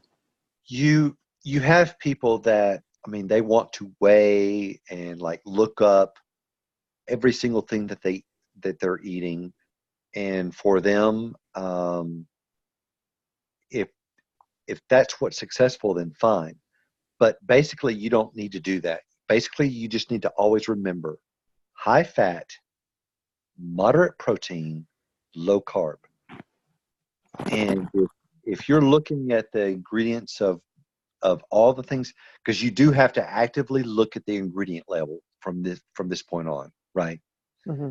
And you're actually looking for the percentages of, what these things have, then I mean, it's a far better way to live your life, because you're not just putting something in the grocery cart because you like the taste of it or something, but you're actually looking at it as, what am I going to be putting in my body? Let me see what this has. So, how many carbs are you allowed on this diet? None? Okay, so if you have like a 2,000 calorie a day diet, Hmm. then 5 to 10% of carbohydrates would be 100 to 200 carbs. But people who are actively wanting to lose weight and go on it rather quickly reduce their carbohydrates to 25 carbohydrates a day or less. But if you're only eating like 5% of your carbohydrates and you're on a 2,000 calorie diet, that's 100 carbohydrates a day. So that would be plenty enough for a full, and I mean full, salad. So, I would be allowed to have that. Yes. Okay. Any kind of So carb, or a complex carb? no, not at all. Okay. If you're going to reduce your carbohydrates to a very small level, then the carbohydrates you consume, you want to be definitely quality. So you want like raw spinach as far as the greens in your lettuce, Hmm. or you want asparagus, or um, uh, things that are high in. Can I eat those carbs with my protein? For those, yes. Okay. Oh, that's good. Okay. Now, one of the things that usually go hand in hand with the ketogenic diet is the 1 meal a day. It's called OMAD. Hmm. And the reason why is because it's so forgiving. If you do mess up and you're eating more carbs than fats or something in your 1 meal of the day, by the time that the next day rolls around, the body has basically corrected itself. So if you can't eat 1 meal a day, if you can reduce your eating window to like 5 hours or so, so you can eat at the beginning of the 5 hour window and you eat at the end of the 5 hour window, then that means that you've got 19 hours of fasting. So the thing is with the fasting is it actually corrects some mistakes that you may have arbitrarily made and not known. Hmm. So that's the reason why the OMAD, or 1 meal a day, goes really, really great, or hand in hand with the ketogenic diet. Okay. So my goal is not so much to lose weight. Yeah, I could lose the fat or whatever, right? But that's not my goal. My goal is health. Right. All right. So if you want your metabolism to be reset and to be like it was when you were a teenager in high school, then you really kind of would want to be on the ketogenic diet.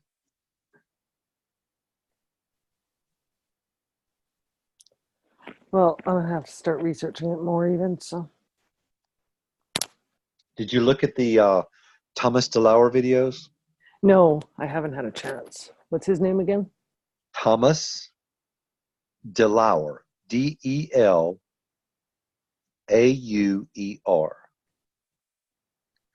Now, he's a fitness model, but when you're looking at his videos, every now and then you will actually maybe see a picture of him when he was fat. It's completely different. You look at this guy now and you're like, this guy has never eaten junk food, never done anything wrong, always been on the up and trim. But when you look at the older videos, you can actually see he was overweight. Hmm. And he talks a lot about the science, but also the practicality for the people that are his subscribers that don't really care about the science. They just want the direct answers. Can I eat this or can I not eat this? So, he actually balances out between the both. So you will learn a lot from him.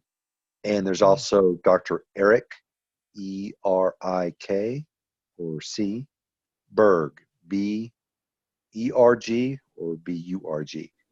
What's his name? Eric Berg. Oh yeah. My Okay. client, she follows him. Now, One that's lost all her hair. Now his videos are only like usually 5 minutes long, so his are a lot shorter. He tends to talk about the science of nutrition a lot more.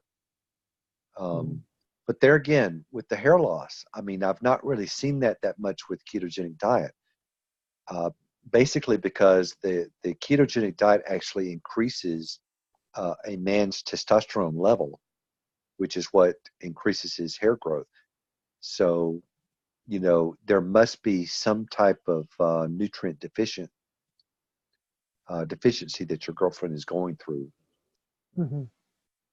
Maybe a lack of 10, I think, or something like that. But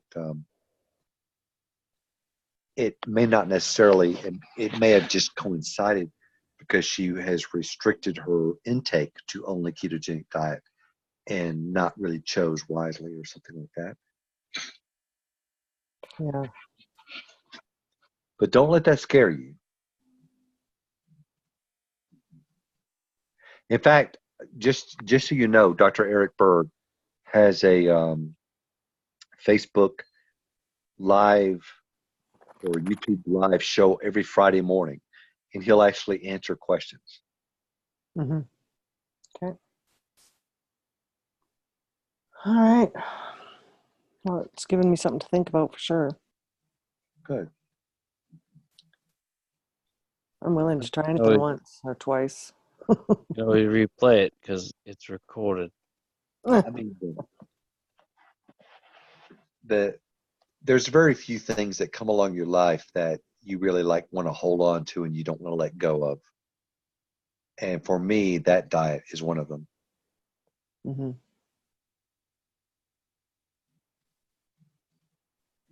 Yeah. Well, I know my son was on it. He looks amazing.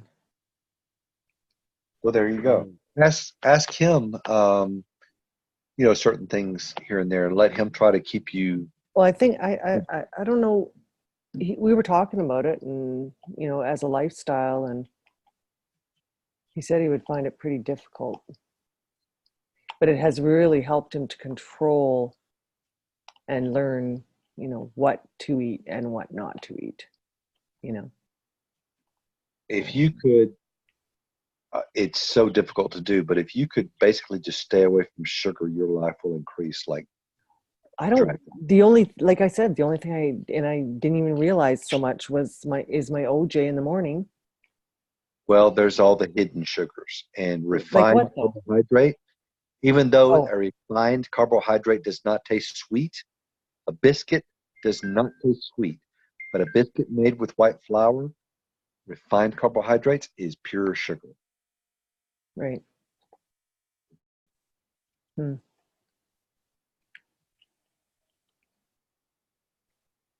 Yeah. Well,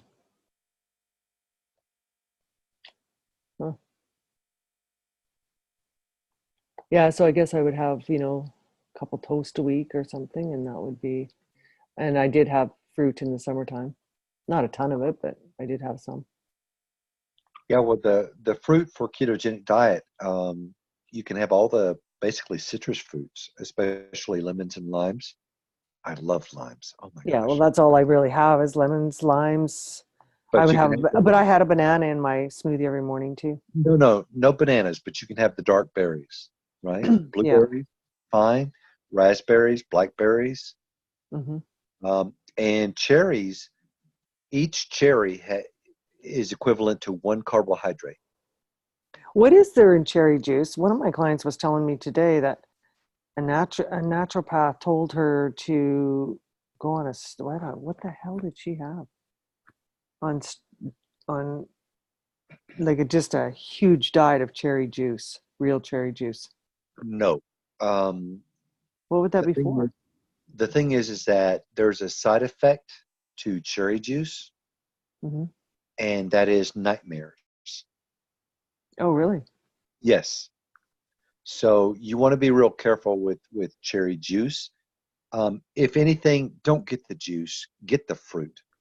Oh, yeah. You know what? I don't eat cherries because they give me a gut ache. And then I asked because I would just always buy fresh cherries Uh-huh. because we grow them up here like crazy, right? Right. But she said, "Oh yeah," she goes, "It's high in some kind of something." And she said, "If you soak them in water for an hour before you eat them, you won't get a gut ache." Well, the thing is with cherry juice is when you're drinking it, it will cause nightmares, just so you know that. So Yeah. No, I don't drink any juice. have a biological problem there or something like that. So, Even my OJ that I would buy, I I would drink. I would never ever have a glass of OJ. It would be just in my smoothies. well, anytime that I've actually ever had like a fruit juice, like apple juice or grape juice or orange juice, to me it never tasted natural because it always would say from concentrate. And I had learned that if I actually mix it half and half with water, it would actually taste like it was actually squeezed out of the fruit. So I've always just taken fruit juice and mixed it half and half with water. And Yeah, to me, it tastes actually genuine at that point. yeah, yeah, yeah. Or OJ is way too sweet for me. Right. But I watched a documentary on orange juice, hey? Even fresh squeezed. It's quite interesting that even fresh squeezed is kept in vats for up to a year before they sell it. I have I don't know And there's no much about difference people, really but between the organic and the non-organic. it's an orange juice squeezer or so. It's you have a handle and you put the half of an orange in there and then you press down on the handle and it squishes it. Hmm. I love that thing. Yeah. Okay, so no more bananas. No. You want to stay away from bananas, apples, and grapes, okay? I don't like apples and I don't like grapes, so that won't be difficult for me. Don't eat whatever fruit Eve did. Don't do that one. What's that? Nothing. But you can have like, I mean, really the one of the healthiest fruits that you can actually have is a blueberry. Yeah, I live on the blueberries. Filled with antioxidants and things that it's I just buy the organic big bags from Costco. right, right. Raspberries and strawberries, which I don't really care for. Too. They're probably on the bottom of the list. Yeah. I would probably try blueberries first, natural blackberries if you can find them, raspberries, and then strawberries. So, I mean, they're So would tomorrow morning, if I have my coffee at 6 and I have a smoothie at 9, is that too much fat? So if I put some heavy cream in my yeah. smoothie? Um, if you can reduce the molasses and I don't the need it. I don't need it. carbohydrate components of your smoothie and make it more fat-based to where you're looking at it and you're thinking, okay, well, 70% of the calories of this are from fat, Mhm. and 20 calories, 20% are from proteins, and maybe 10 or 5% is from carbohydrates. If you can make your smoothie that way, then that smoothie will go hand in hand with your coffee. If you can't make your smoothie that way, then you need to go more than 3 hours. You need to at least go 5 or 6 hours before you have another meal. Okay, so I can just throw some raspberries in, some blueberries in, some cream, water. I usually throw a couple eggs in. You really won't need the water unless you just really want it thin. Yeah, I thin it out. Okay. Yeah. And that should be good? Yeah. Okay, I can do that. Put a little butter in there too. All right. Okay. Yeah. Put a little, like a quarter of a stick of butter or something in there too, and then you'll be like, so if you have your coffee at what time in the morning? 6:30. All right, 6 or 6:30, and then 3 hours later, so at 9 or 9:30, you have your smoothie. It'll be like 5 or 6 o'clock in the evening, and you're like, I'm not hungry. Yeah. You put that quarter of a stick of butter in your smoothie. Okay. All right. But remember, one of the best things that you can do to reduce the level of the keto flu that some people get, some people don't, is the MCT oil. So Can I throw that in my smoothie too? are you putting your MCT oil in the refrigerator, or do you have it out on the shelf? It's on this shelf. You might want to put it in the refrigerator. It may Oh, not okay. necessarily say it, but any type of oil has a property to go rancid after a while, Okay. Mhm. and it will lose its nutritional value. So Okay. okay. All right. And I think I can manage keep that. updated. Let me know what's going on. I want to have Yeah. Yeah. And I'm working. I'll be busy, so it'll be fine. Okay. It's when I was like, it was, I did that on my days off and I wasn't doing anything. Maybe that Mhm. had something to do with it. Mhm.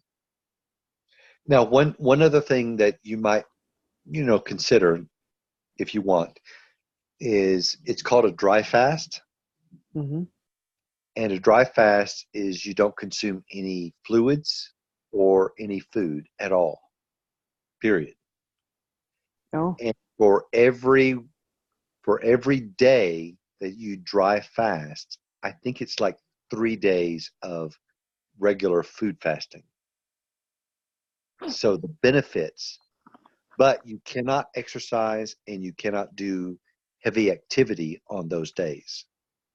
So you can look up dry fasting as well, just to sort of get you to, see that there are other things to do. mm-hmm. Yeah. Well, I won't eat till tomorrow night because I'm booked solid tomorrow, so it'll be just hair straight back, so to speak. So this will get me through the day anyway. What, re-listening? Good. Yeah, definitely See, do it. we have at church, we have a fifth Sunday potluck. So that means that on on months that there is a 5 Sundays, Mm-hmm. we have a big potluck, and they'll have all sorts of things there. I'm not even going to bother with my diet on that day. Mm-hmm. So that I will designate as a cheat day. And that's So you fine. can take one cheat day, like a Sure. month or something, Every 2 weeks, twice a every month, 2 weeks. maybe. Even if you get your metabolism sped up enough, you could actually have a cheat day once a week. Mm-hmm. Yeah. Yeah, like I don't want it to be some hateful diet, you know what I mean? I want to enjoy it. It is not a hateful diet. In fact, you're not. When you start looking at this, you're like, I want to maintain all of this awesomeness that I have, Mm-hmm. instead of I've got to do this so that I can get better or something like that. You actually get the benefits, And then your mentality is to keep the benefits. So it's like completely looking at it opposite. Yeah, for sure. I hate the word diet.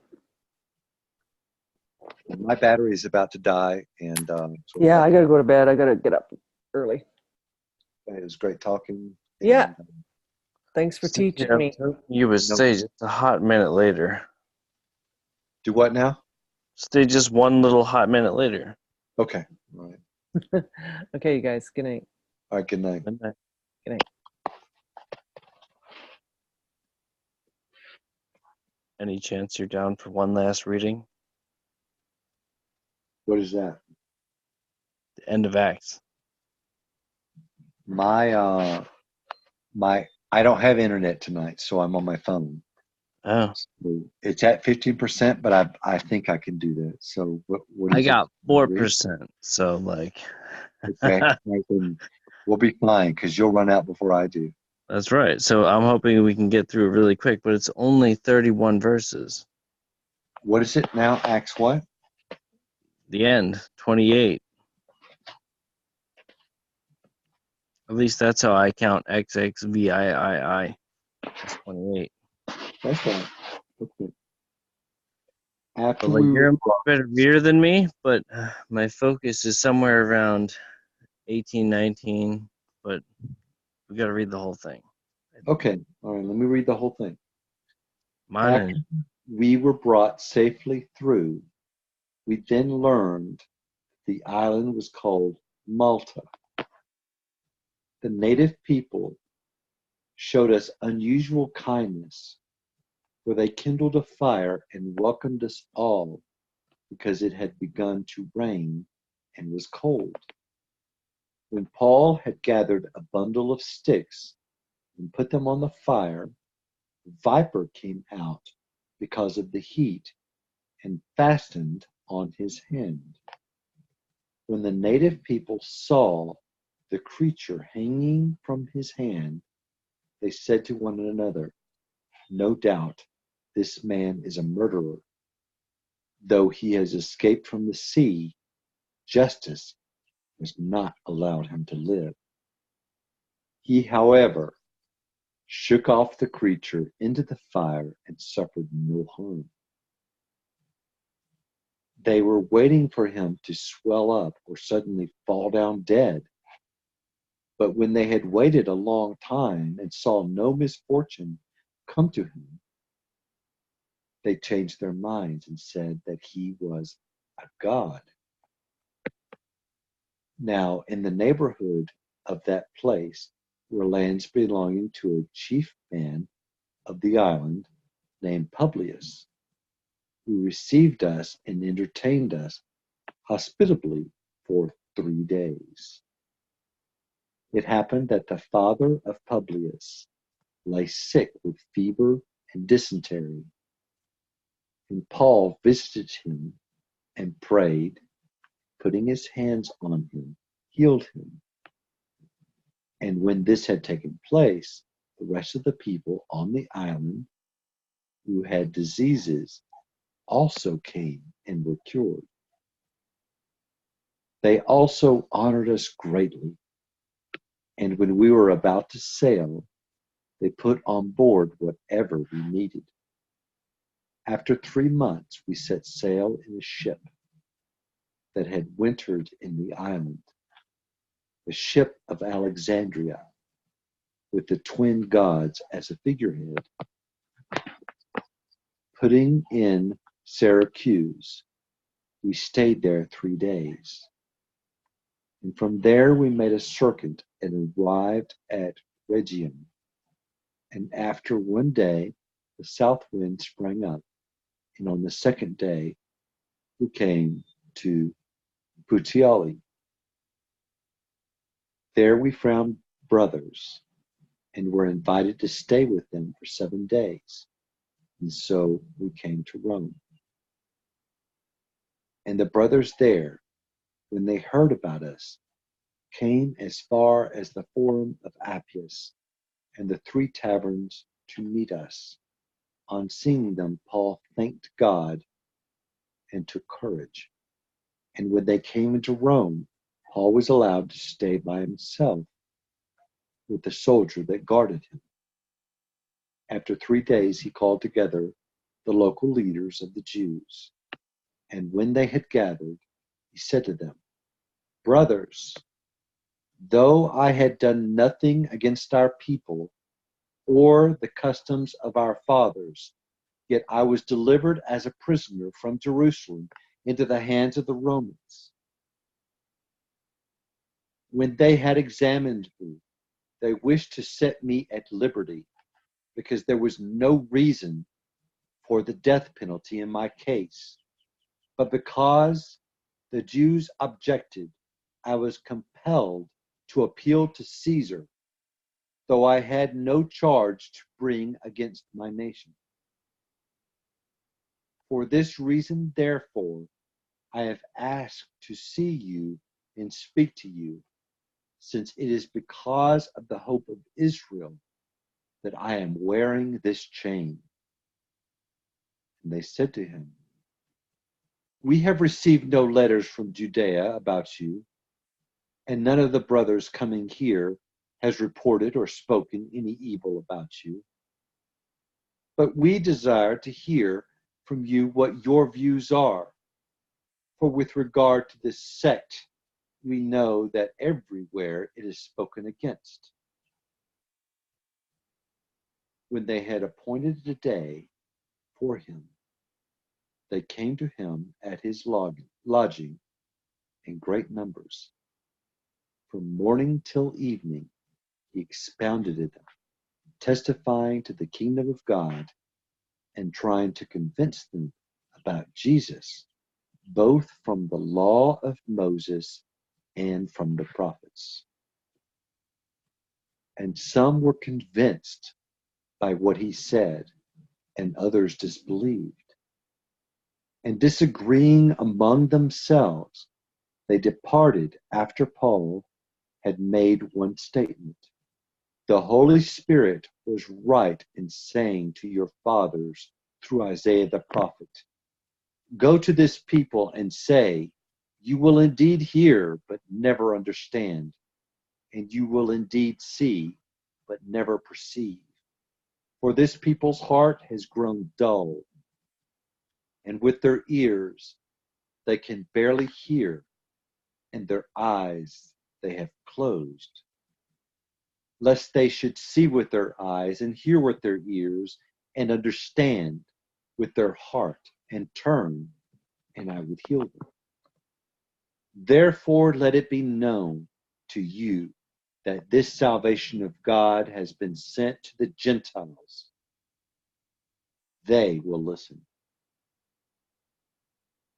He lived there 2 whole years at his own expense and welcomed all who came to him, proclaiming the kingdom of God and teaching about the Lord Jesus Christ with all boldness and without hindrance." So what was your question now? Somewhere around 15 or something? No, perfect reading. There was the thing that I was focusing on was around 1819.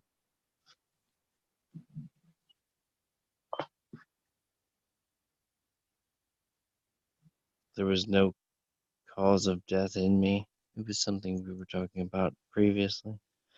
But when the Well, Jews spake the against it, Romans wanted to let him go, but the Jews objected. exactly. For this cause, therefore. I mean, you read it perfectly. Like, I couldn't have read it better. So, thanks for that, because it was recorded. So, No problem. it was an epic reading, as far as I'm concerned. But yeah, we'll let the people think on that when they go to sleep. Right? Yeah, 28 is an awesome chapter. I don't quite hold to chapter 29. For those of you that would know that that's apocryphal, but Mm-hmm.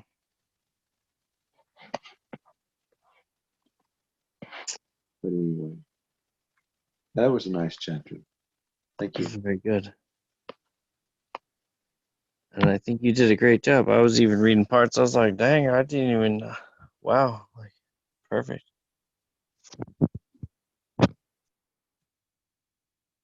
Like I Have don't see you? how else I you just can. want to ask you a real quick question before I leave.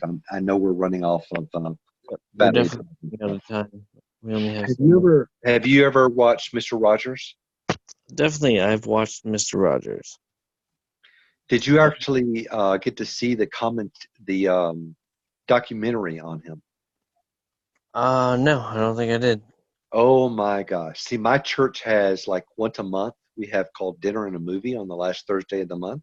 Okay, we'll So do. this Okay. Thursday we had like submarine sandwiches, and we watched the documentary of Fred Rogers. Okay. Now, I had seen bits and pieces on YouTube, so I saw him meeting Coco the gorilla and his interactions with her. I saw him testify before Congress, which was amazing, by the way. But Mhm. after I saw that, I have to tell you, that was the best film that we have seen since I have joined that church on this Dinner and a Movie thing. Wow, that's the best one, huh? Okay. Yes. I could hook you up with a better video, but I won't mention his name here. It's a secret. But it's definitely certain. I mean, if you get the opportunity to watch the documentary, I think it's called A Beautiful Won't You Be My Neighbor or something like that. But Well, yeah, that would make sense because that's what he used to say. Or what was it? Mandela? Don't get Mandela.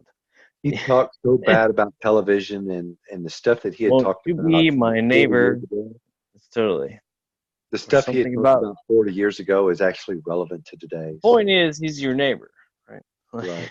It's exactly the whole thing with You like be, won't really, you be, I please won't you be my neighbor? exactly. That's Irenaeus' whole point wasn't like, whenever whatever happened. His whole point was, if it was important to what we need to know, he would have told us, right? Well, Fred Rogers, his main focus in life, if he could give one message, he would say, love your neighbor as yourself, Right. but also learn to love yourself. Definitely, always. Seems So like a great place to end. What? Go ahead. I just wanted to say that's it. I haven't gotten a chance to watch The Family yet, so Keep saying what you were going to say unless I ruined it. what's that? Say whatever you were going to say unless I ruined it because I interrupted you. I was going to say that that's all because I mean we're running all low on battery power. Yeah, I only got 1%, so definitely. But I mean, it'll Right. still record, so you can still say it even if I get disconnected. So, I know, but I've got to go too because I'm running kind of now I'm on 11% anyway. So go for it. Do it because will- I got 1%. You're right. I'm about my John's about to die. So you do it. have a very blessed weekend, my brother. All right, sounds good. You as well, and everybody else who joins the panel. All right. Good night, guys. Night Bye. night.